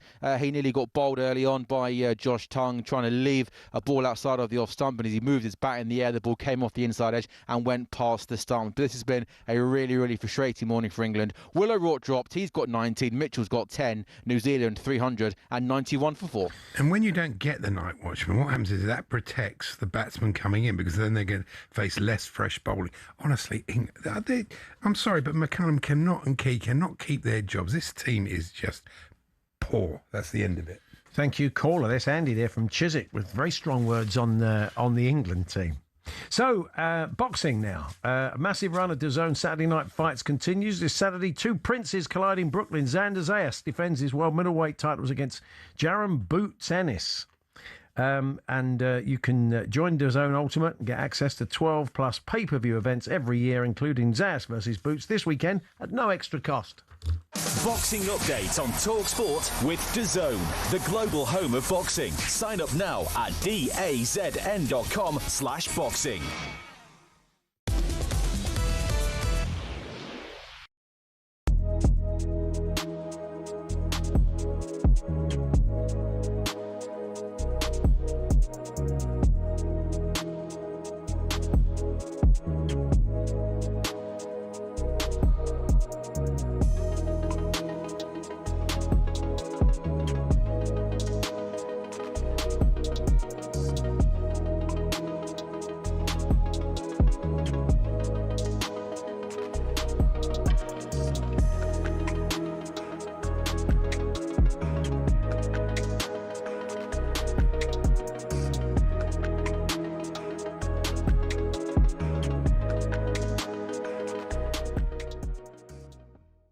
Ronaldo is top, still top.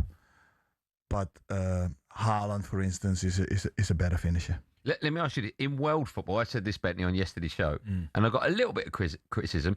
In his pomp, right? I'll ask you both. I'll start with Bentley. I heard it. I said R9 is a better finisher than Cristiano Ronaldo. No, do you know, he's a better striker, number 9. Do you know what you said, right? And you said he was a better goal scorer. Okay. Right? Now, for me, R9 is a better centre forward. Like, I don't think it's even close, right? But what people will do is look at the numbers. And this is where sometimes stats-wise, like the new generation will go, if I say R9's better than Ronaldo, Cristiano, they're going to go, are you crazy? He's scored 1,000 goals. But sometimes it's not about just stats. It's about what does your eyes tell you. And anyone who's watched it, you would have watched him. R9 is the best centre forward I've ever seen. R9, for me, that's my hero. He is... That's why I wanted to become a striker. You look at him, and Ronaldo has done absolutely magnificent. Yeah. Hello, I'm Matt Forden from talkSPORT. This is How to Win the World Cup. This is the best squad I think England have ever had.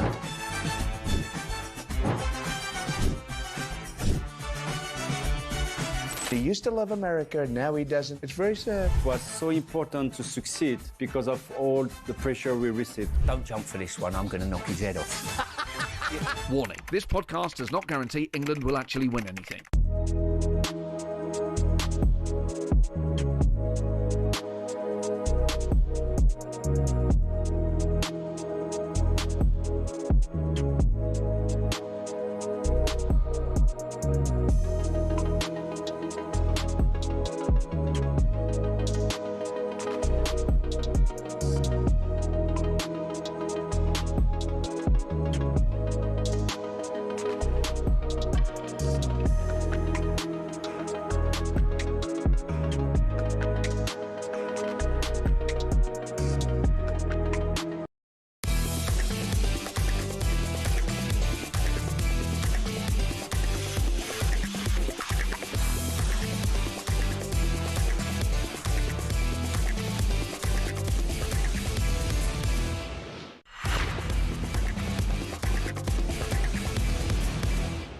Duracell's Extra Mile on talkSPORT. Different, better, unstoppable.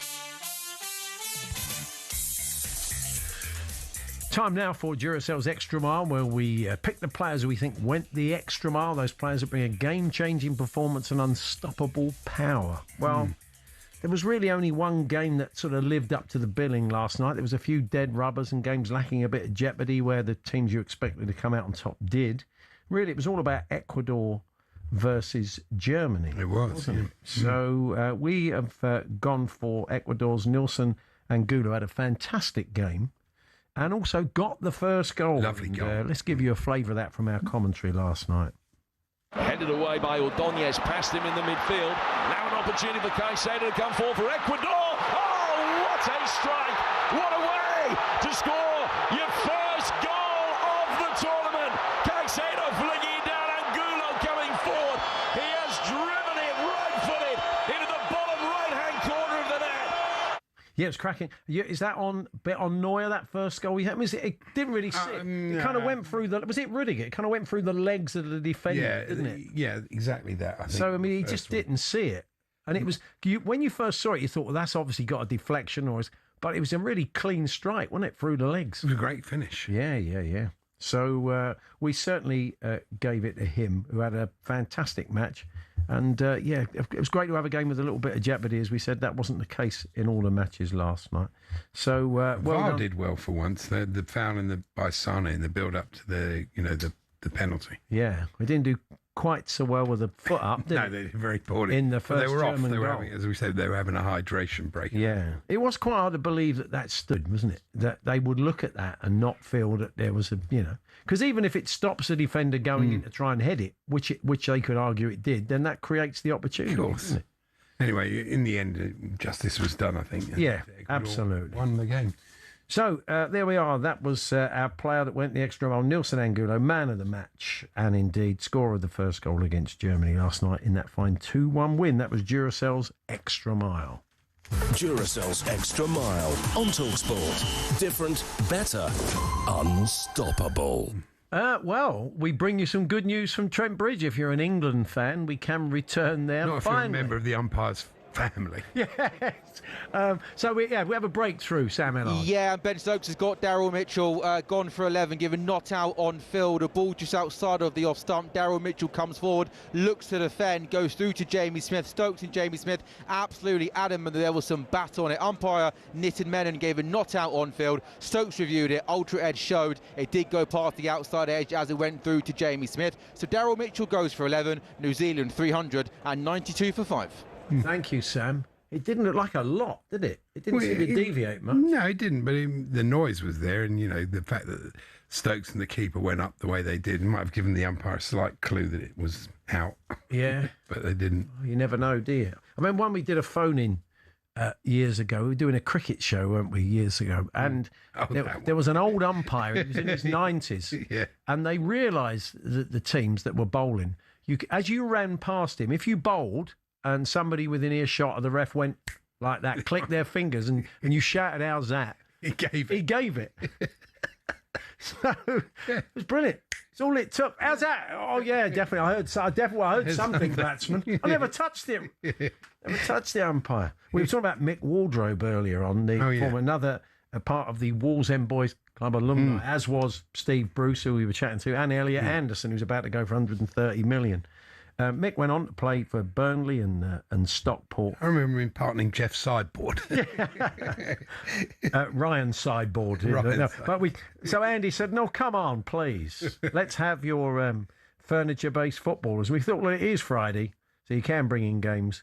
Hugo Akia TK, says one of the listeners. Gianfranco Sofa, says Nathan. That doesn't work. Zlatan Drozovic. No. Zlatan, you get it. Nathan, thank you. Your first one was better. John Allfridge.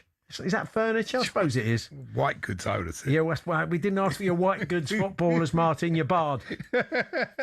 Virgil van Desk, says Ken in Not bad. Newcastle. I quite like that. That's quite good. John Joe Shelving. Yeah, that that's sounds great. like a business. No, that's very good, John Joe. If you're starting a shelving business, I mean, is he John Joe O'Shelving or John Joe he's Shelving? not. No, he's John Joe Shelvey. He's not. There's no O in it. Too many O's. That's right.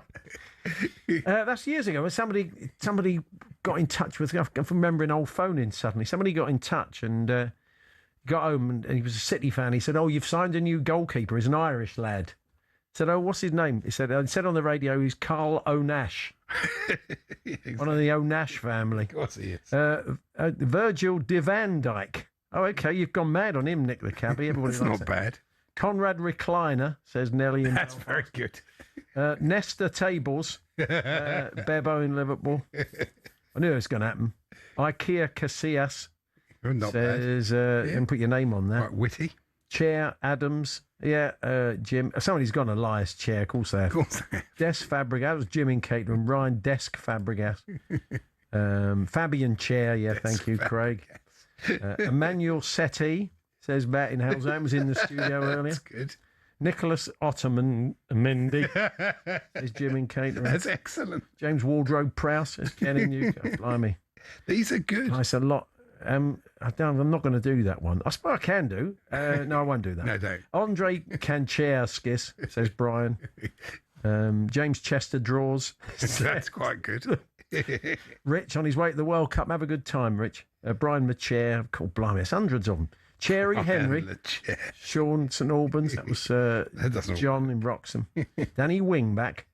Adam. Victor Ottoman, says Aaron. They're actually quite good. Mini Bar Berbatov, White Goods. I'm afraid you're barred as well. Yeah. Don't send us anymore. Peter Couch, Martin in. Peter Couch. Yeah, Stockport fan there. Excellent. John Bedstead. That's good for the old Chelsea fans, Paul. Well done, Paul. Elias Chair, obviously. Could be John Stead or John Bumstead. Didier Dog Bed. Are we allowing? I suppose it's an item of furniture, Matt. Fair enough. I don't think so. Yeah. Welsh dresser Garner Gay. That doesn't work, does it? It's a bit contrived. That'll do. Yeah. Yeah. Okay. Very good, though. Well done. About something. Somebody actually wanted to tell us about something else. Loved your piece about Wolves End Boys Club with Steve Bruce earlier on, says Mark, the Chelsea fan from Newcastle. I worked there for 1 year around the late 70s as a 17-year-old. Both Peter Beardsley and Brian Laws played there frequently when I was there. I loved my time there. It was only a temporary job, a thing they did in the job creation in those days. The list of professional players there is endless. Yeah, we went through some of them early, Mark. And it was interesting to hear Steve say they all found clubs, all kind of the team they graduated from, apart from Steve, who got a chance with Gillingham, and Peter Beardsley, who went to Carlisle. You think the careers they went on to have. Yeah, absolutely. So you can never, even at Wall's End, they could never quite tell who was going to train on, because there was probably some boys who went off to clubs that didn't have anything like the careers that those two. Yeah, that's true. So, still to come, Stan Collymore is going to join us. He's on a bit of a US road trip. He'll be in the stadium for the game tomorrow. There is a match, actually I think it's later on today, between England and the USA. It's marking the 250th anniversary of independence, and we'll be chatting to two of the players involved. Gunter Steiner is going to join us for a chat as well from the world of MotoGP these days, but we'll do a bit of F1 and see if he's been watching a bit of World Cup.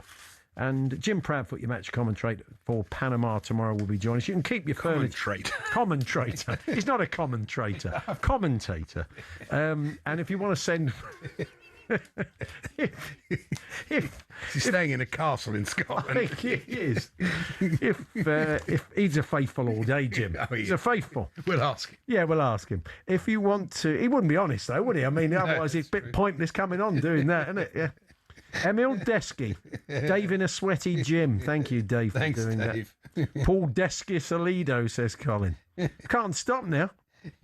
Marrow dinner table. Oh, get away, Don. We don't want any more of them. Talksport.com, text 81089, tweet TSH&J. We'll get the sports headlines next.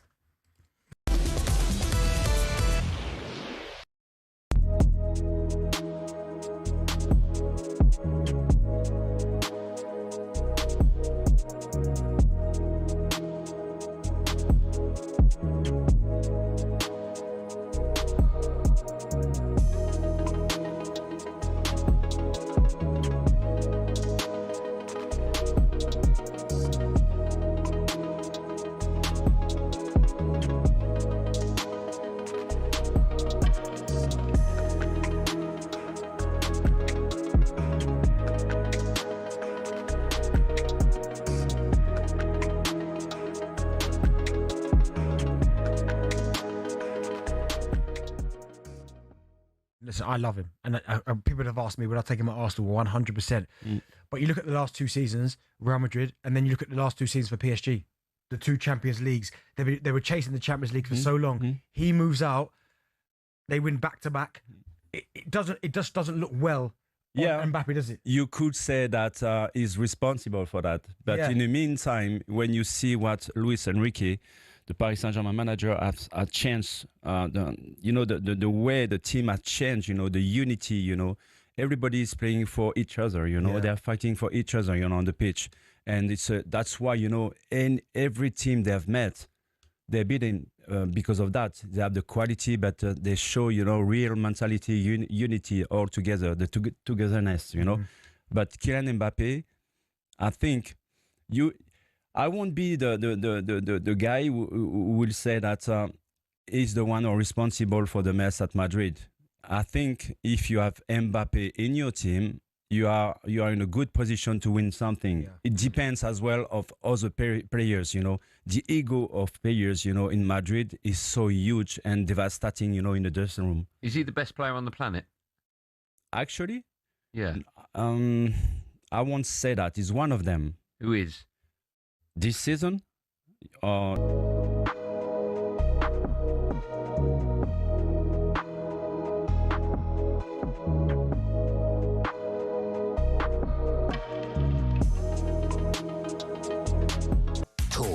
Sport.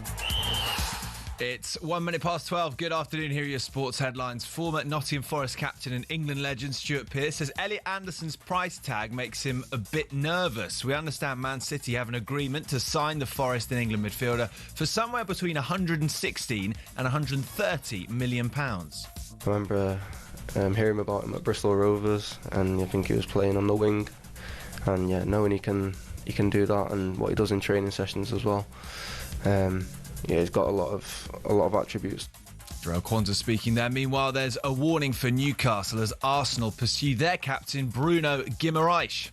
I don't think this has gone as far as club-to-club talks yet, but there is a concern at Newcastle that Guimaraes will push for this move, and there could be a bit of a mass exodus from St James's Park.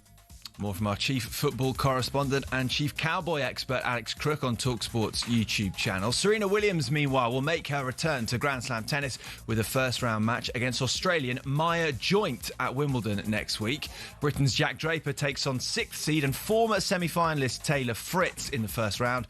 And over at Trent Bridge, New Zealand were pegged back at the end of a largely dominant day 1 at Trent Bridge. An hour gone on day 2. How much momentum do England have now, Sam Ellard? A touch. They've picked up 1 wicket. It was Daryl Mitchell, 393 for 5. Ben Stokes finding the outside edge of the New Zealand's batter. He went for 11. The night watch from Will O'Rourke is still at the crease, though he was dropped on 19 by Jamie Smith, diving to his right-hand side. He probably should have left there for Joe Root. O'Rourke has reached double figures for the first time in Tests. He's got 19, and it's frustrating England. Tom Blundell's just come to the crease on 1. New Zealand drinks in the morning session on day 2, 393 for 5. Thank you, Sam. Overseas listeners can get ball-by-ball coverage on the talkSPORT Cricket YouTube channel.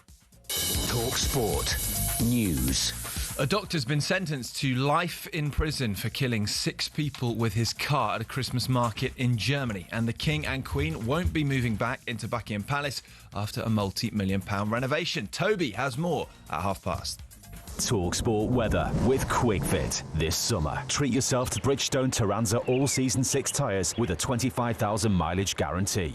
Book today at quickfit.com. Conditions apply.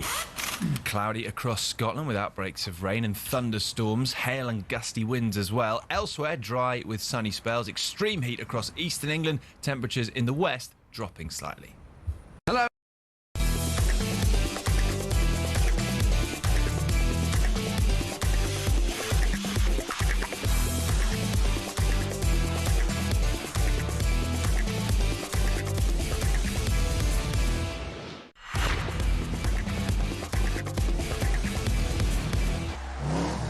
US football forecast on talkSPORT with QuickFit, a team selection that everyone would be happy with this summer.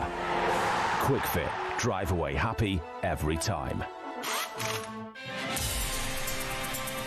Yes, good afternoon. It's Paul Hawksbee and Andy Jacobs here on talkSPORT. Gunther Steiner joining us for a chat shortly. We'll tell you about a big game taking place in Philadelphia between England and the USA later on today, and Stan Collymore and Jim Proudfoot will be joining us from over in the States to continue the build-up to England-Panama. Stan giving us his thoughts on what he's seen so far and reflecting on Ghana. But before all of that, we look ahead to the latest weather over in the USA, Canada and Mexico, all thanks to Quick Fit. Stephen Morgan from Fox Weather in New York joins us once again. Hi, Stephen. Paul and Andy, good afternoon. Happy Friday. Yeah, and indeed to you. There's going to be a lot of eyes this evening, our time, on the Boston Stadium where Norway play France. So what can we expect there? We are watching some rain in the Northeast. And so watching actually all the games, we're probably going to have some showers in Boston and Foxborough for the game. Temperatures are going to be okay, about 78 degrees, 25, 26 degrees Celsius. But with the afternoon game, starts at 1 p.m. our time, there could be a spot shower. It's possible we'll just have cloudy skies and be able to get away with the game today. But in the area this morning, we had storms in New York City, which is not too far away from Boston. So we'll be watching that game for maybe a couple of showers, but not a huge problem. Are we going to say they've got games in Houston? We've got games in Guadalajara. We've got games in Toronto over the next sort of 12 or so. So where are we going to see some extreme weather potentially? You think? The most extreme is Houston. Houston's just hot. The heat index today is 101 degrees, 39 degrees Celsius, but that's indoor stadium, so we're good there. Kansas City yesterday for the Fan Fest, that was for the Netherlands and the Tunisia game. They actually had to cancel that Fan Fest early because there were some storms. Aside from Houston, as far as extreme weather goes, the Pacific Northwest, including Canada, so Vancouver and Seattle, you see the cities behind me, those two cities could have some showers. It's Egypt and Iran in Seattle, and then it's New Zealand and Belgium in Vancouver. Temperatures not too bad, about 16, 17 degrees Celsius, but there more rain with the games today than what we saw yesterday. At least the chance of rain is there. Okay. Stephen, pleasure as always. Have a great weekend. We'll catch up with you next week. Thank you. All right, guys, you too. There we are. That was Stephen Morgan there from Fox Weather over in New York. And that was with Quick Fit. Drive away happy every time. US football forecast on talkSPORT with Quick Fit. Your car's star player you can always rely on this summer. Quick Fit. Drive away happy every time. It's Paul Hawksbee, Andy Jacobs here on talkSPORT. And this Sunday, the Netherlands MotoGP is on talkSPORT 2. From 1 p.m. I was just watching some of the initial stuff there on TV today. This weekend, MotoGP will bring the Dutch Grand Prix to the heart of London on June the 28th for the sport's first public watch party, transforming the outer net in London with a full immersive race day experience surrounded by 360-degree race coverage. And you can watch every practice, qualifying and race exclusively live on TNT Sports. Joining us now, one of the cult stars, of course, of Drive to Survive in his days as the team principal at Haas. He is now the CEO of Red Bull KTM Tech 3 MotoGP team. It is, of course, Gunther Steiner. Hi again, Gunther. Hi, guys. How are we doing? We're good. Now, the weather all over Europe, you won't need telling, is pretty extreme at the moment. What's it like there in the Netherlands? Very hot, not to say a different word for it, but it's hot here, But it's mid-30s as well, so we are all cooking here. Does it have any effect on the bikes? Or, I mean, obviously it's pretty hot in those leathers for the boys, I would imagine.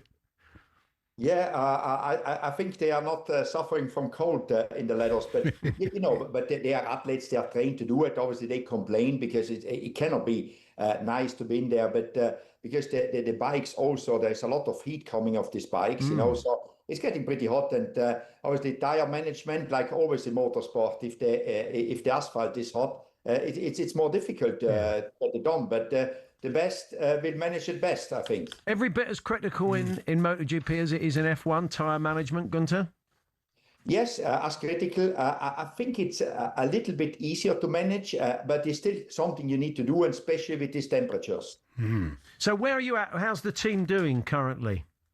I mean, our team is doing okay. You always can do better until you win everything in sports, you know that much. But no, last weekend we finished the sprint race in 8th and the main race in 10th position. with one rider. So, we are just building up for the future. So, but as long as you have got these solid results, it's good, So we cannot expect in the moment to win races because the Aprilia and the Ducatis, they are very strong. But just getting the team together and prepare it for the future, that is what our job is in the moment. But you're currently working on the bikes as they do in other motorsports and stuff, and tweaking things and hoping to catch up. Absolutely, that's what we are doing, and every weekend is new challenges, and we are just trying to get better and better. The biggest problem is always the other ones try to do the same, so you need to be working hard. How are you finding time, Gunther, to watch the Football World Cup? Yeah, I'm watching a little bit. I don't find a lot of time because I watch mainly, MotoGP and Formula One, because that's the two things which I'm most, comfortable with. But obviously, when the World Cup is on, I watch some of the games. And last night, Germany losing against Ecuador was a little bit of surprise, and the US losing against Turkey. Turkey, yeah. I lost it now, yeah. Because people often think, you're from Austria, but you're not. You were born in Italy, weren't you? Yeah, I was born in Italy, but unfortunately, as you all know, Italy is not there in the moment playing in the World Cup. No, so I have that's to true. root for, So I'm on my own. I'm completely impartial, doing whatever I need to do. I suppose through your Red Bull connections, you do. They're very into their football. You probably met Jurgen Klopp along the way, haven't you, at sort of events for the company? No, I've never met. Really? No, unfortunately not, because obviously he's one of the greatest managers around in these days. So no, unfortunately not. But maybe one day I will meet him. Yeah. On the F1 front, we should talk about Lewis Hamilton. I think last time we spoke to you, there were the green shoots of recovery, and he's looking more dangerous. Ferrari looking more dangerous as time goes. And what have you made of that renaissance? No, very much surprised. Positively surprised, obviously, because, last year, I think we all were a little bit disappointed what Lewis was doing, me included, so I'm not trying to exclude myself here. But he made a strong comeback, and he showed us what he's able to do when he's comfortable with the car. And the last regulations car, he didn't like them. And he made that always clear. But with the new regulation, he seems to be fitting more his driving or his what he likes to drive. So fantastic to see him win again. I think for everyone, even people which are not his fans, but to see Lewis coming back was great. Do you see him as a contender this season? For sure he will be there and about, but I still think the Mercedes has got the leading car, and they've got two very good drivers, in Kimi Antonelli and George Russell. So, but you never know. If Ferrari keeps on doing what they did the first 5 races in the season to get better and better, he could have a chance. But I keep it, the percentage, I'm not up to 50% yet. It's the Austrian Grand Prix, isn't it? It is the Austrian Grand Prix, yeah. And again, where the conditions are going to be... they've got a weather warning there, I think. During the hydration break the other day in the football, I turned over and they were showing the 1987 Grand Prix. It was Austrian Grand Prix, Mansell and Piquet. It was amazing the difference in the coverage. The pit stops are miles slower, and the coverage, you don't get driver's view, driver's radio, shots of the pit. It's really interesting how it's changed and evolved. Maybe you should have an old school weekend where you strip all that away from motorsport, Gunther. So back in time, you think that will be difficult. And can you imagine to tell the people to do that? Wow. I don't want to be that guy telling them we need to go back in time. Well, have a good weekend. Hope it goes well for you and the team in Holland. Thanks for joining us. Thank you, guys. Thank you. The Netherlands MotoGP is on talkSPORT 2 from 1 p.m. this Sunday. That's Gunther Steiner. I can't believe they've not had a big Red Bull do where Gunther's been... What a photo up that is, Gunther and Jurgen Klopp. Yeah. Oh, well. I'm sure it'll happen at some stage. We've got our Creature of the Night coming up. I'm going to tell you about a big game also coming up in Philadelphia, I think, later on today. We have another Wicket Andy, don't we? Yeah. And they are now 395 for 6 are New Zealand. So we'll pop back to Sam Ellard and get a little bit of info on that for you. Stan Collymore joining us, and your commentator for England-Panama tomorrow evening, Jim Proudfoot, will join us, and we'll be having a chat with him later on. We're here, as always, with Selco Builders Warehouse. It's where the trade go.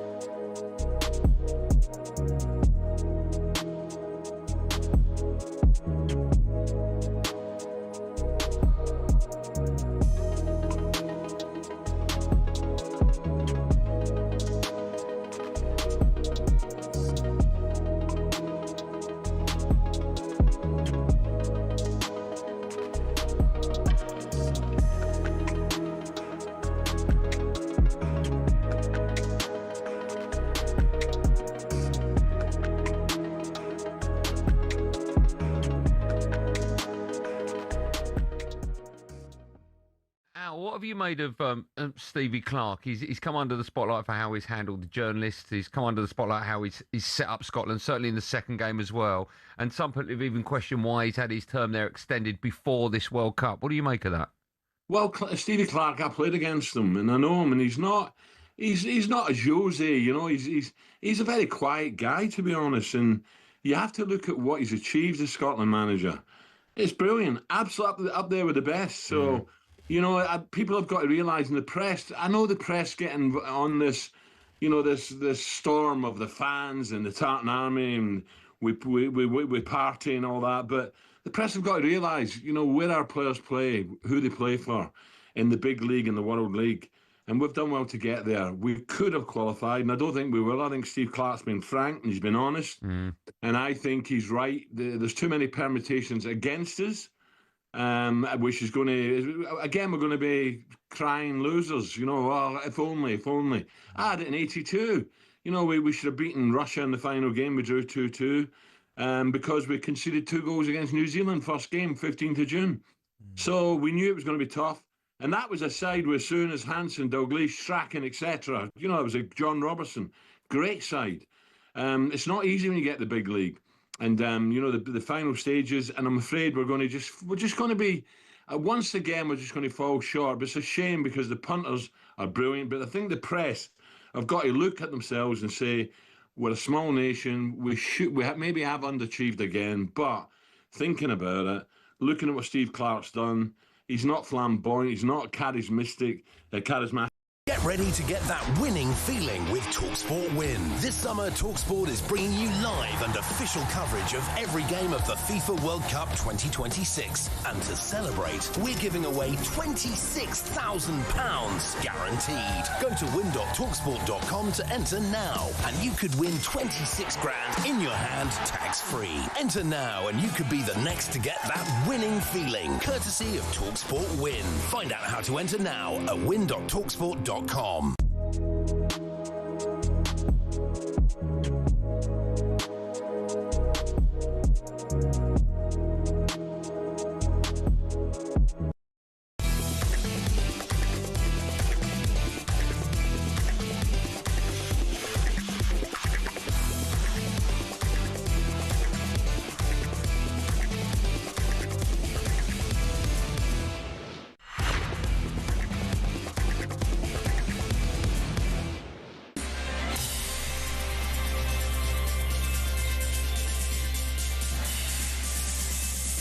Just before we tell you about this game in Philadelphia later on today, where the USA take on England, we're going to get our creature of the night. USA-Turkey was the match they were assigned. The pretty simple format. The creatures of the night, a little nocturnal army of people who've volunteered to stay up to the wee small hours so you don't have to report on some of these games that you probably will only catch highlights of. This is how it unfolded in real time down in Bristol for Henry the Scotland fan. Good morning and welcome to the USA versus Turkey match. It's the last games of Group A and we're coming to you from the SoFi Stadium in Los Angeles. In swinger from Beerhalter, deep to the far post, brought down and driven in by Austin Trusty! Wow, an early goal. Wasn't expecting that. That's certainly woke me up. Celtic's Trusty that's got the goal. Good finish. Straight off the training ground, I would imagine. But, yeah, unbelievable. 1-0, USA. So here comes Yilmaz for Turkey. Squares the ball into the area. Goulet! 1-1! Goal for Turkey. The equaliser. Well-worked goal. Straight through the US defence. This could be a good game. Couple of chances. The game has settled down a bit from the frantic start. So much so they've had time to show us who's in the crowd tonight. We've seen Brad Pitt, Colin Farrell, Aston Kutcher, Russell Crowe. I'm sure it was Russell Crowe. Goulet turns it round the corner. Back in front, and that's 2-1 Turkey. Well.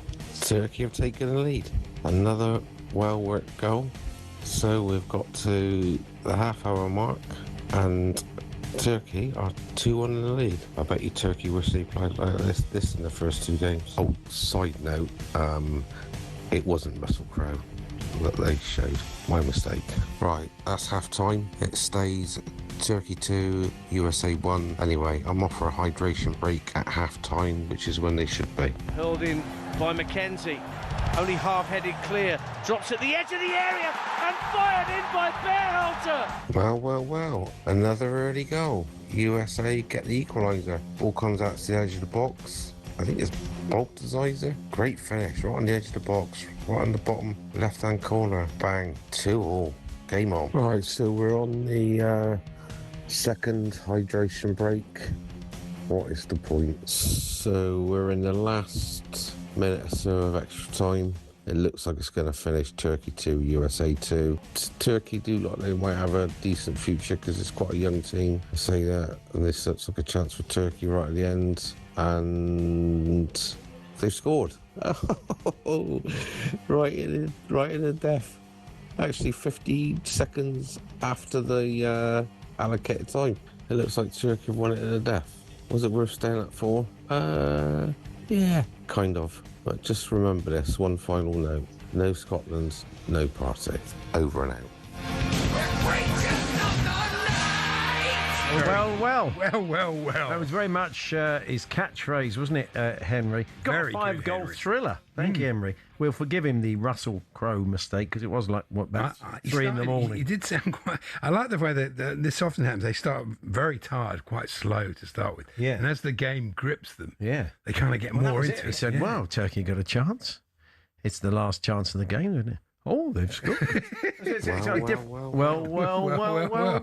It has got a bit of a this country vibe, hasn't it? That report. Well. Yeah. Very good. Honestly, these have been so good. You've done great. Thank you very much, folks. We're still looking for more people for later in the tour. We've got a bunch of people lined up, but it could be you if you're willing to stay up to an ungodly hour and watch a game of football and report in for our creatures of the night. 03717 223344. You can register your interest and have a chat with our producer. 03717 223344 because we'd like a few more of you to volunteer if you can. So as promised, tonight in Philadelphia time, there will be a game of football between England and the USA. It sees the Arthurian League representatives for England take on, I think we've got this thing called Westchester United representing the USA. And joining us now, a man we've spoke to on the show before, after I think before a winning performance, is the assistant manager, Jonathan Hunter of the England team, and Blaise Santangelo, who is from Westchester representing the USA. Good afternoon, guys. Well, good morning. Oh, good morning. Yeah, good morning for you, of course. Yeah, of course it is. Thanks for getting up. Very early, considering it's game day for both of you. Jonathan, give us a little bit of background to the Arthurian League team. How do you get recruited to play for England via that route? Basically, it's an old boys league around London, and you have to have gone to that school to play for your team. And we've got about 50 clubs all around London that play every Saturday. And this team is a representative of the best of that team. Oh, right. Okay. And what about you, Blaise? How did this challenge come about? We know it's there to mark the 250th anniversary of independence, of course. But Blaise, so tell us how this challenge came about for you guys. Yeah, well, last July we won the USA National Amateur Cup, first time in our club history. And actually, first time in 51 years for a team out of Philadelphia to claim that cup. And after we won that, Jonathan reached out to me and, basically on the telephone, and we started talking it up and trying to make things happen with each of our country's affiliations. And in the end, it's been a long, 6 to 7 month grind, but it's finally here, and it's been great getting to know all of his crew, and especially Jonathan. Obviously it's a game of football, and we're going to enjoy the night and really compete. But to develop a friend and other friends, his players we've met, his staff, they've been terrific, and we're actually really excited about the relationship. Yeah, fantastic. Maybe it could be the start of something. So, I see you've had a fair bit of press off the back of it, Jonathan, haven't you? I see. I saw a piece in the Times over here. You were on TV there in Philly on what we call the Rocky Steps these days. It's had a lot of publicity, hasn't it? The game. It has. We're really pleased about that because I suppose it was the 250. Like you said, what better time to come out here than 250 years of hurt, as we say. It was we're trying to resolve that and be part of this part of the occasion. The Americans have been fantastic, Blaze in particular, and his team. And I think the relationship through grassroots football, why not? And a bit of an antidote. Yeah, we know what you're going to say. Yeah, he's just frozen there. Yeah. Blaze, I'll come to you while we try and unfreeze Jonathan. What's the average age of your team, and how do you think it compares to the England team? So our average age, I would say, would be about 23. We have players ranging from 18 years old to 34. We have a couple 34-year-olds that are legacy guys that have won.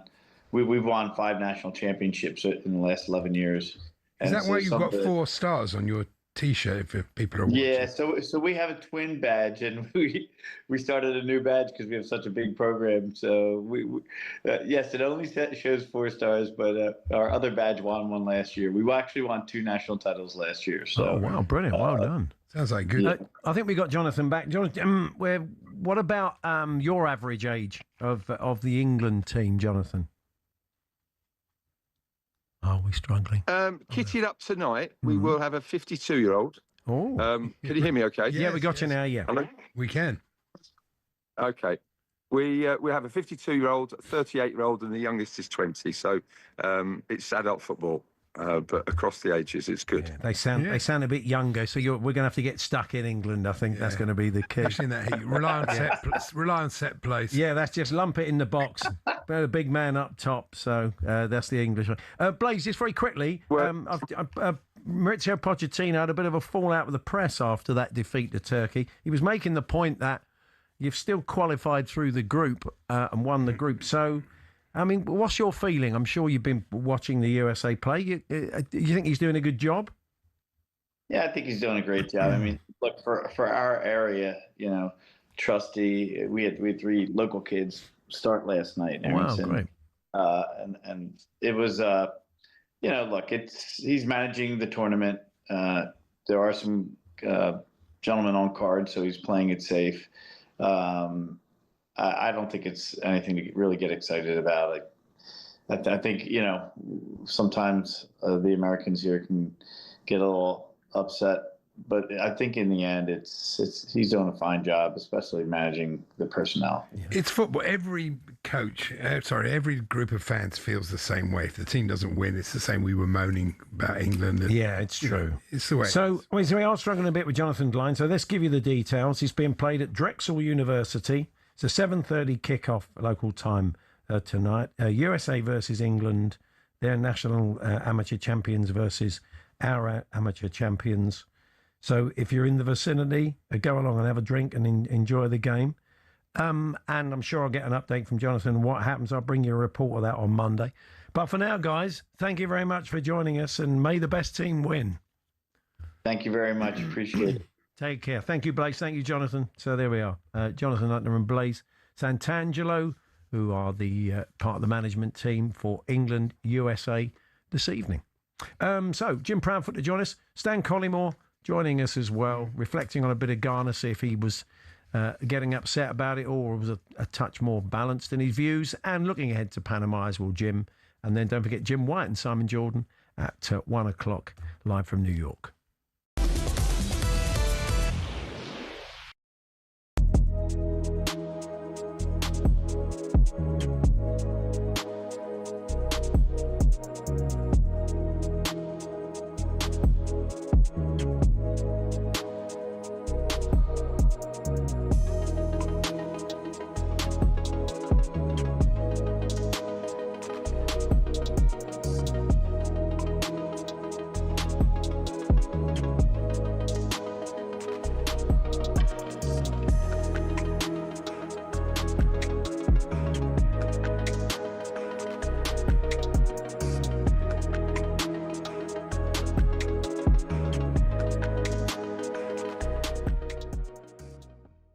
would have played with Rashford in against him, Jack, why isn't he starting? Why is he getting brought on 83rd minute? Because I like Gordon, but Rashford is in a different league for me. Yeah, I think with wingers, right? Wingers, I always think is such a difficult position because one game you can be the best player, and then another game it don't quite work out for you. You miss 1v1, you lose the ball a couple of times because they take so many risks. You want your wingers to take risks. And I feel like I agree with you, Gabby. I feel like Rashford has spent a year at Barcelona where, you know, they're wingers over the years, and the way they coach them and the detail they give them, like they're top level. And I think he's had a top season. I think, he's probably one we might see in the next game. I think 83rd minute was probably too late for him. Like, again, someone who dribbles, he gets at players. Anthony Gordon can do that, but I feel like if you can see that it's not working, like, change the wingers. That's one thing that you can do, and it's relatively risk-free in terms of like avoiding transition and stuff, and probably waited too long for that. Jack, what type of England fan are you? Having played, of course, at the highest level for England, when you watch us at major tournaments, are you like me and most fans where 1 minute you think we're going to win the World Cup, and the next you think the manager should get the sack? No. You know what? I'll be honest. Gareth Southgate left me out of 2018. So when he was in charge, of course I wanted England to win, but there was always that little bit of anger in me. So this is actually probably the first one where I'm like a proper fan. And no, I think, you know, I was talking to someone last night and they were asking me who do you think's favourites, and I don't think, like, right now, like, it doesn't really matter who's doing well, who's not doing well. You know, I think Argentina lost their first game when they won it last time, and this tour. To win the World Cup gives you the ultimate bragging right. To win it as a player and a manager, I mean, that's like completing football. And only 3 have ever done it. Mario Zagallo with Brazil, Franz Beckenbauer with West Germany, Didier Deschamps with France. Statistically, though, who's the best? Let's start with this guy, Mario Zagallo.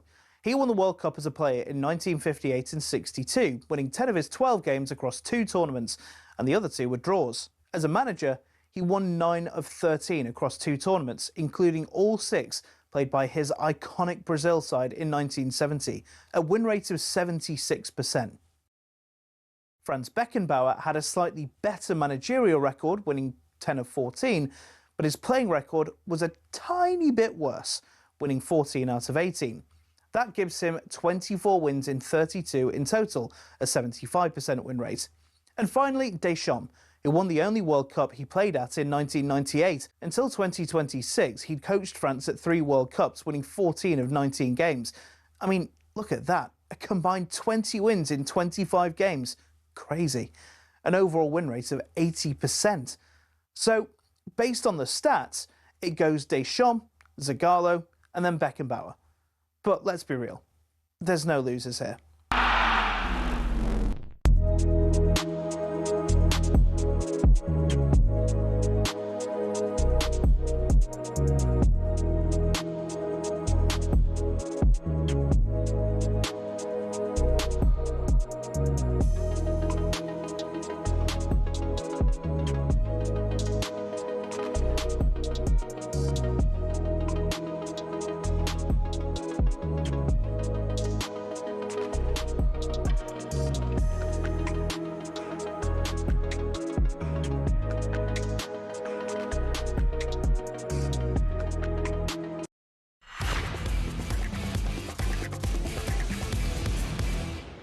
The so good moment of the day on talkSPORT with Meantime. talkSPORT have teamed up with Meantime to create So Good Lager for the World Cup. Available now at all O'Neill's pubs and some of the best sports bars in the UK. 18 plus, always drink responsibly.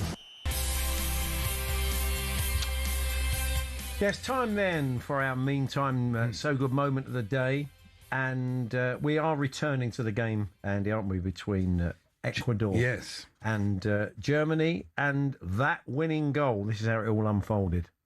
Corner to the Ecuadorians, swung into a congested 6-yard box, and it's in! Flick on at the near post, and turned in by Plata! Ecuador turning around in New Jersey! As things stand right now, they're still alive! save. That, though, could have massive ramifications for Scotland. So there we are. That was the moment Platter's goal that won the game for. I'm sorry to our German listeners, but I mean it was it was a great moment for a World Cup. How many German listeners have we got? I don't know. I mean, probably less after we played that. But that was our So Good moment of the day with Meantime. talkSPORT have teamed up with Meantime to create So Good Lager for the World Cup. Available now at all O'Neill's pubs. Some of the best sports bars in the UK. 18 plus. Always drink responsibly.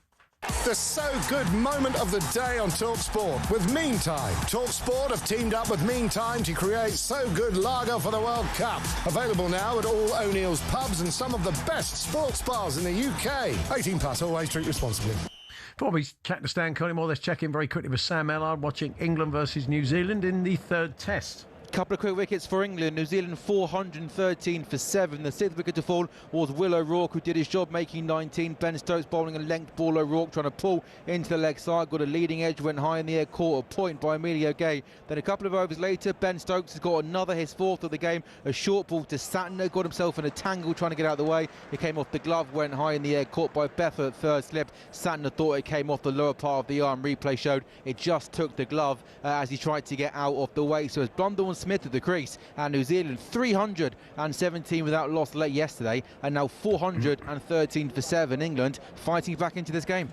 Thanks very much, Sam. Lost 7 wickets and 96 runs. That was just slightly worrying. Yeah. Let's check in with Stan Collymore on a US road trip. Good afternoon, Stan. Paul, Andy, how are you? Yeah, Thanks, we're Stan. good. Good morning to you. I take it you've got your ticket for Panama tomorrow? Yes, got the tickets. Very exciting. It's been a wonderful 2 or 3 days in New York City.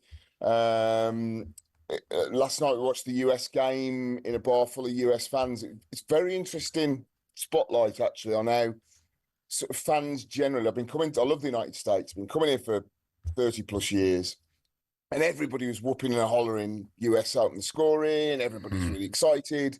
But when Turkey came back into the game and went 2-1 up and then ended up scoring late on, almost to a man in the bar, everybody just sort of turned around and carried on having conversations as if the game didn't exist. This country lives and breathes winners and winning, a winning mentality. Once they aren't, they really do switch off very quickly. If this was Mexico last night and they'd have lost in the way that the US did late, there would have been tears, there would have been a post-mortem, even if they would have qualified. But it's a really fascinating insight. But yes, in the middle of Manhattan as we speak, I had 2 or 3 wonderful days. The Canuck flag's been out and about in Times Square, lots of photos. Ecuadorian fans, you mentioned about the moment of the day yesterday, absolutely have taken over Midtown New York. Yellow shirts everywhere, loads of families. And it's just whetted the appetite for England against Panama in our last group game. How do you think people have been able to afford this, Stan? I mean, it's one thing if you've got a bit of money, that's fine. But a lot of these countries, they don't earn a fortune. I was speaking to my Argentinian mate. I said, is it the same thing? He said exactly the same thing. People just selling their houses, selling anything to be there. It's unbelievable, isn't it? These prices. It is, and I think it's something we've got to look at because the next edition is in Spain, Morocco, Portugal, and of course a couple of games for the centenary, Montevideo, Argentina. Is that I don't think, I think that what Infantino is effectively saying is let's have a look at each World Cup market specific. The Americans pay a lot more for college football, NFL, NBA, Major League Baseball. Therefore, if we have it in this country, a lot of people are going to be expecting to pay that kind of money. So let's do that. And their argument is that the 2 World Cups in the United States, I think 56 games played so far. It's the most attended World Cup ever. And the one before that was the 1994 World Cup. So from a purely sort of Infantino sitting on his golden crown in Switzerland or at every game he's attended at this World Cup, he will say it's working. But I go to Seville most years, Paul and Andy, and I'll go and watch sometimes Betis, sometimes Seville. My mate's a Betis fan. The people of Seville aren't paying more than 50, 60, 70 euros for a ticket. So therefore, who are you actually aiming these tickets at? The people in the country, primarily where a World Cup is hosted, plus other people, global travellers? Or is FIFA now going to just have a hey, we can charge whatever we like. We're just going to price it towards very wealthy people. It's noticeable in the stadium. I think that the atmospheres have suffered as a result. Certainly with England the other day in Boston, you've got the hardcore of 3,700, 3,800 top cappers. We're in the ticket me and my mates got. I am very transparent. I'm an England Travel Club member. I've been for some time, but I also represented my country. So I say, can I buy tickets? And they allow me to buy them. I say, I only want to buy category 3 because I want to take the flag. I want to be behind the goal. But beyond the top cappers, for all countries, really, you usually see them, the pockets of Swedish fans behind the goal, the pocket of Ghanaian fans behind the goal, 2,000, 3,000, 4,000 that pay reasonable prices. Is that around me, there are people just paying telephone numbers. And I think that they're doing it because they're going to one game usually. They turn it into a 4 or 5 day trip. Talked to some Ecuadorian fans last night. It was a family of 5 or 6, and they're from California, effectively expat Ecuadorians, and they've saved up throughout the last 3-4 year cycle, knowing the World Cup was going to be here. Ecuador qualified, and it was going to be let's have a blowout and let's splurge. So I think that there are 3 sets of fans who want proper pricing, the vast majority of us, and that's going to be interesting in the next edition. People that go to a one-off game and say, I'm going to pay the $750 or $800 because I may never go to a World Cup again. And then people that will just splurge that kind of money regardless and go to every group game.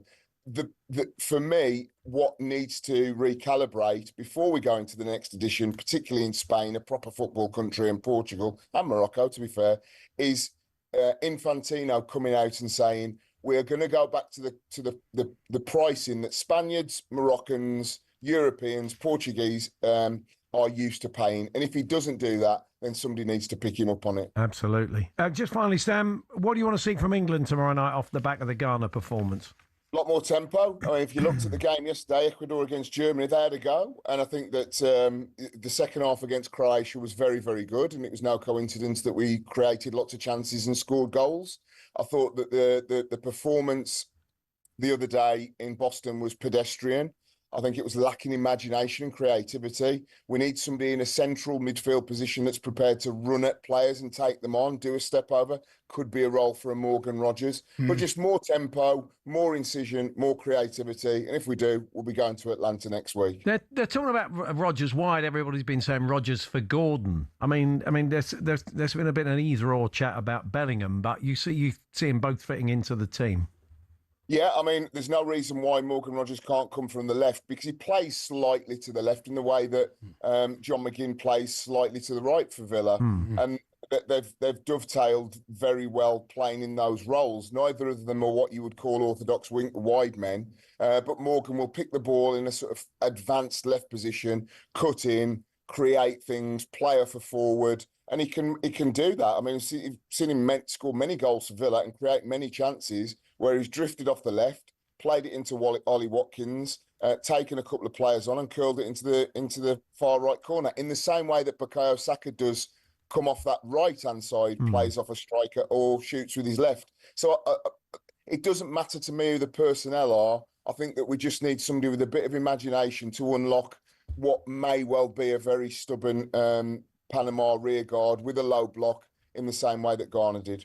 Brilliant, Stan. Have a good week. Enjoy the game tomorrow. We'll catch up with you next week. Thanks a lot. Come on, England. Indeed. There is Stan Collymore over in New York.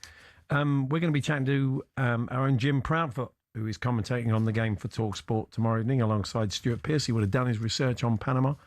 We had an interesting chat earlier on to Matt Hodgson, who's his wife is from Panama, and he spends a lot of time there and gave us a real insight into not just the team, but the culture and the mindset, which was very interesting. So if you missed that, that will be in the H&J Daily podcast, which we put out every day, wherever you get your podcast or on the talkSPORT app, featuring some of the best bits of the show, which also featured Peter Shilton, who told us why he's finally forgiven Argentina and Diego Maradona, and all manner of other bits and pieces. We had a real insight from someone who's been working in the Brazil camp. Eamon Devlin's an advisor to Carlo Ancelotti, and he was fresh from spending time with him. So that was a real insight. So go and check it out. The H&J Daily Podcast, wherever you get your podcast. So, Jim, coming up next, we're here, of course, with our good friends at Selco Builders Warehouse. Check out this month's real deals at selcobw.com.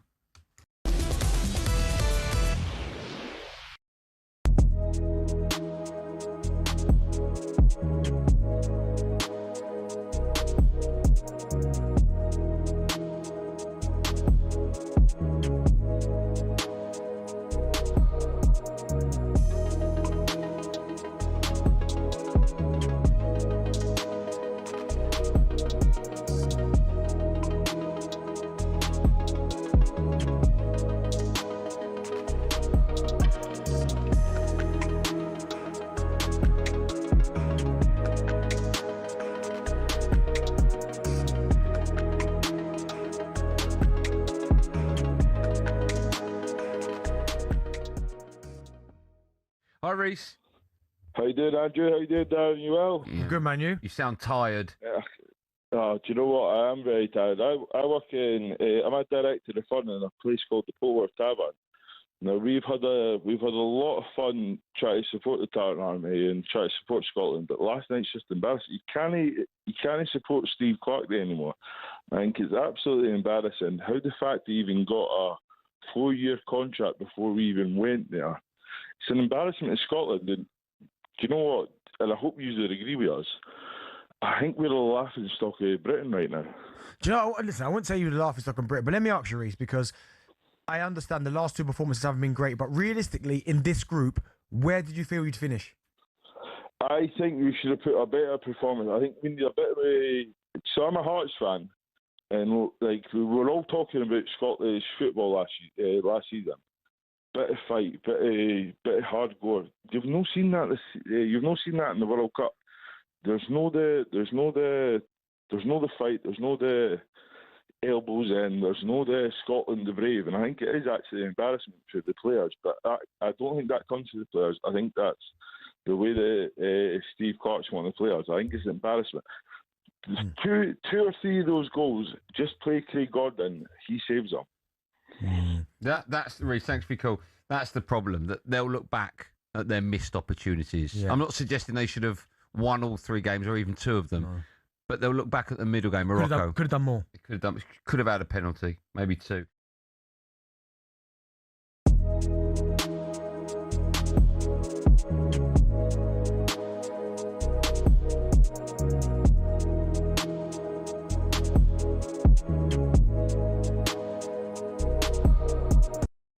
Ready to get that winning feeling with talkSPORT Win. This summer, talkSPORT is bringing you live and official coverage of every game of the FIFA World Cup 2026. And to celebrate, we're giving away £26,000 guaranteed. Go to win.talksport.com to enter now, and you could win 26 grand in your hand, tax-free. Enter now, and you could be the next to get that winning feeling, courtesy of talkSPORT Win. Find out how to enter now at win.talksport.com.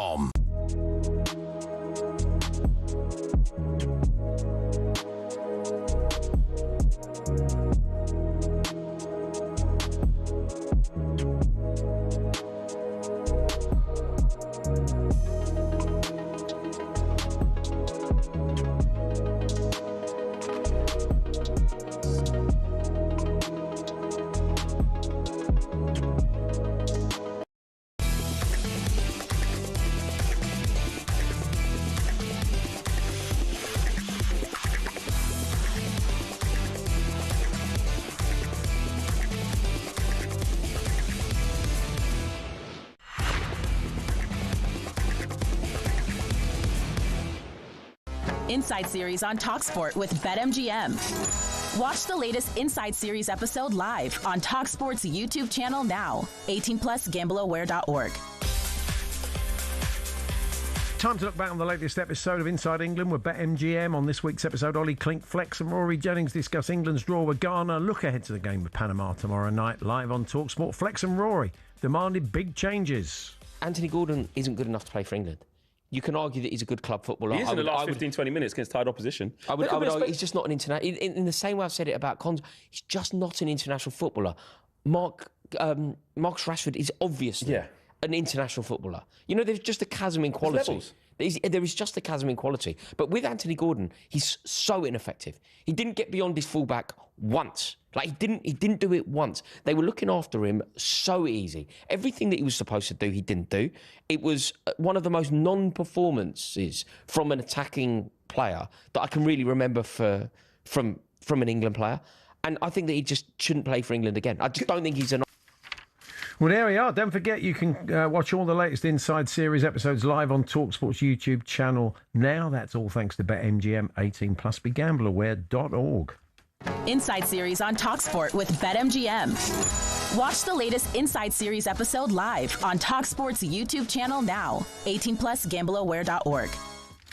Full match commentary of England versus Panama tomorrow at 10 o'clock. Tomorrow evening, of course.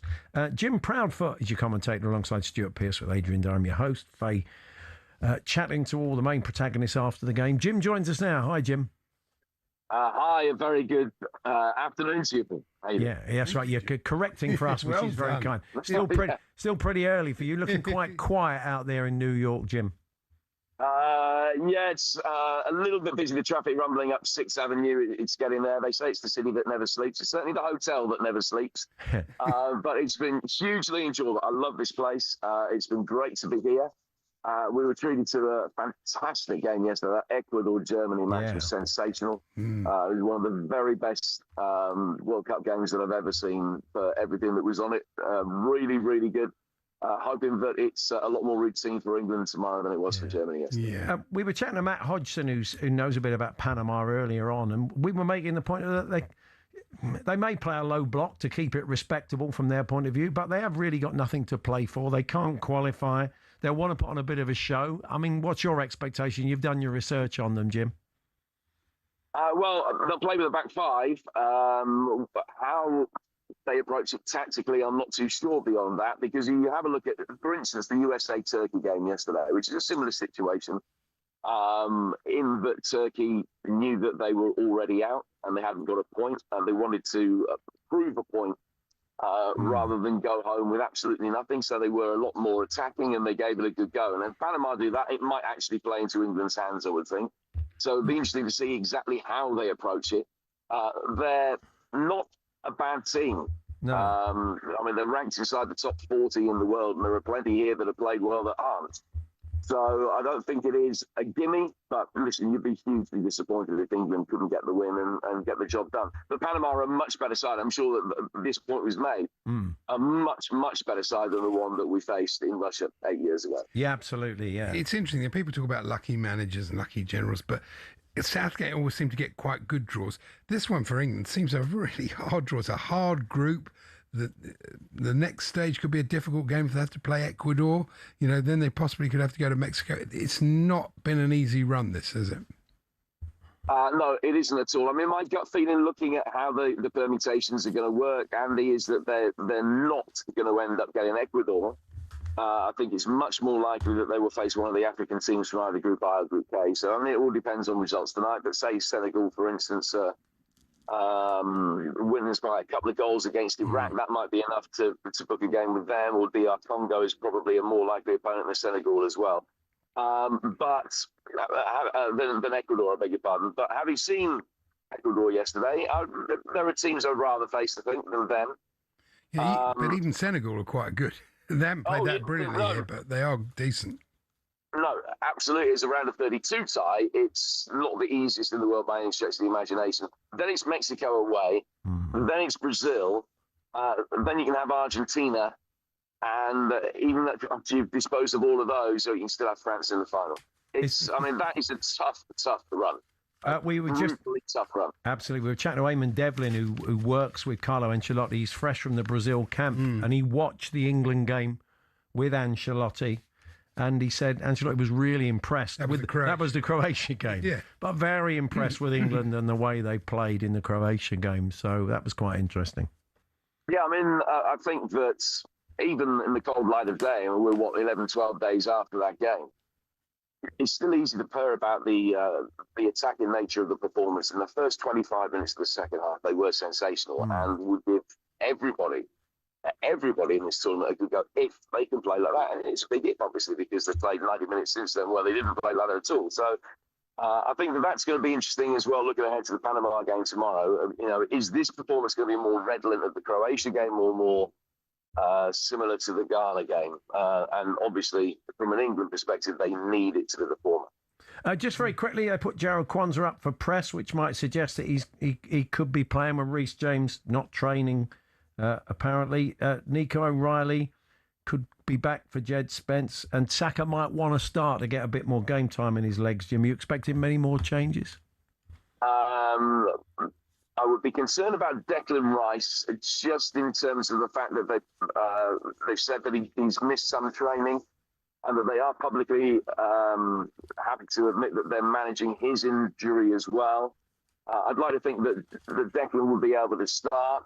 I don't know that you can necessarily read anything into the fact that Jarrod Kwanzaa was put up for the press. I mean, to a certain extent, there is rotation. So I'm not saying that he won't play by any stretch of the imagination, and he may well, but I don't think it will be a factor that he was put up for the press. I might be misreading that. But it wouldn't surprise me if Kwanzaa were to play. Nearly every minute that he's played of international football so far has been at right back, so that would make sense for him to debut for each game. Do you like my Torquay shirt, Jim? Look at that. Yeah. I mean, listen, it was very difficult for me watching Ecuador yesterday, seeing a team in yellow and blue and not immediately wanting them to win. But sartorial elegance is your strong suit, Andy, particularly to that. Yeah, good stuff. Jim, have a great day. We'll look forward to hearing from you tomorrow night. Thanks a lot. Fantastic. Thank you, guys. Jim Proudfoot, the commentator for England, Panama tomorrow at 10 p.m. Alongside Stuart Pearce, with Adrian, your host, of course. Faye catching up with the players and the manager after the game.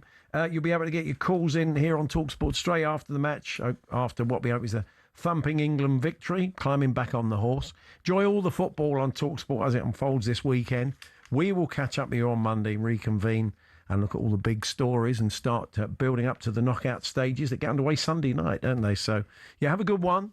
And coming up next, it is Jim and Simon live from New York.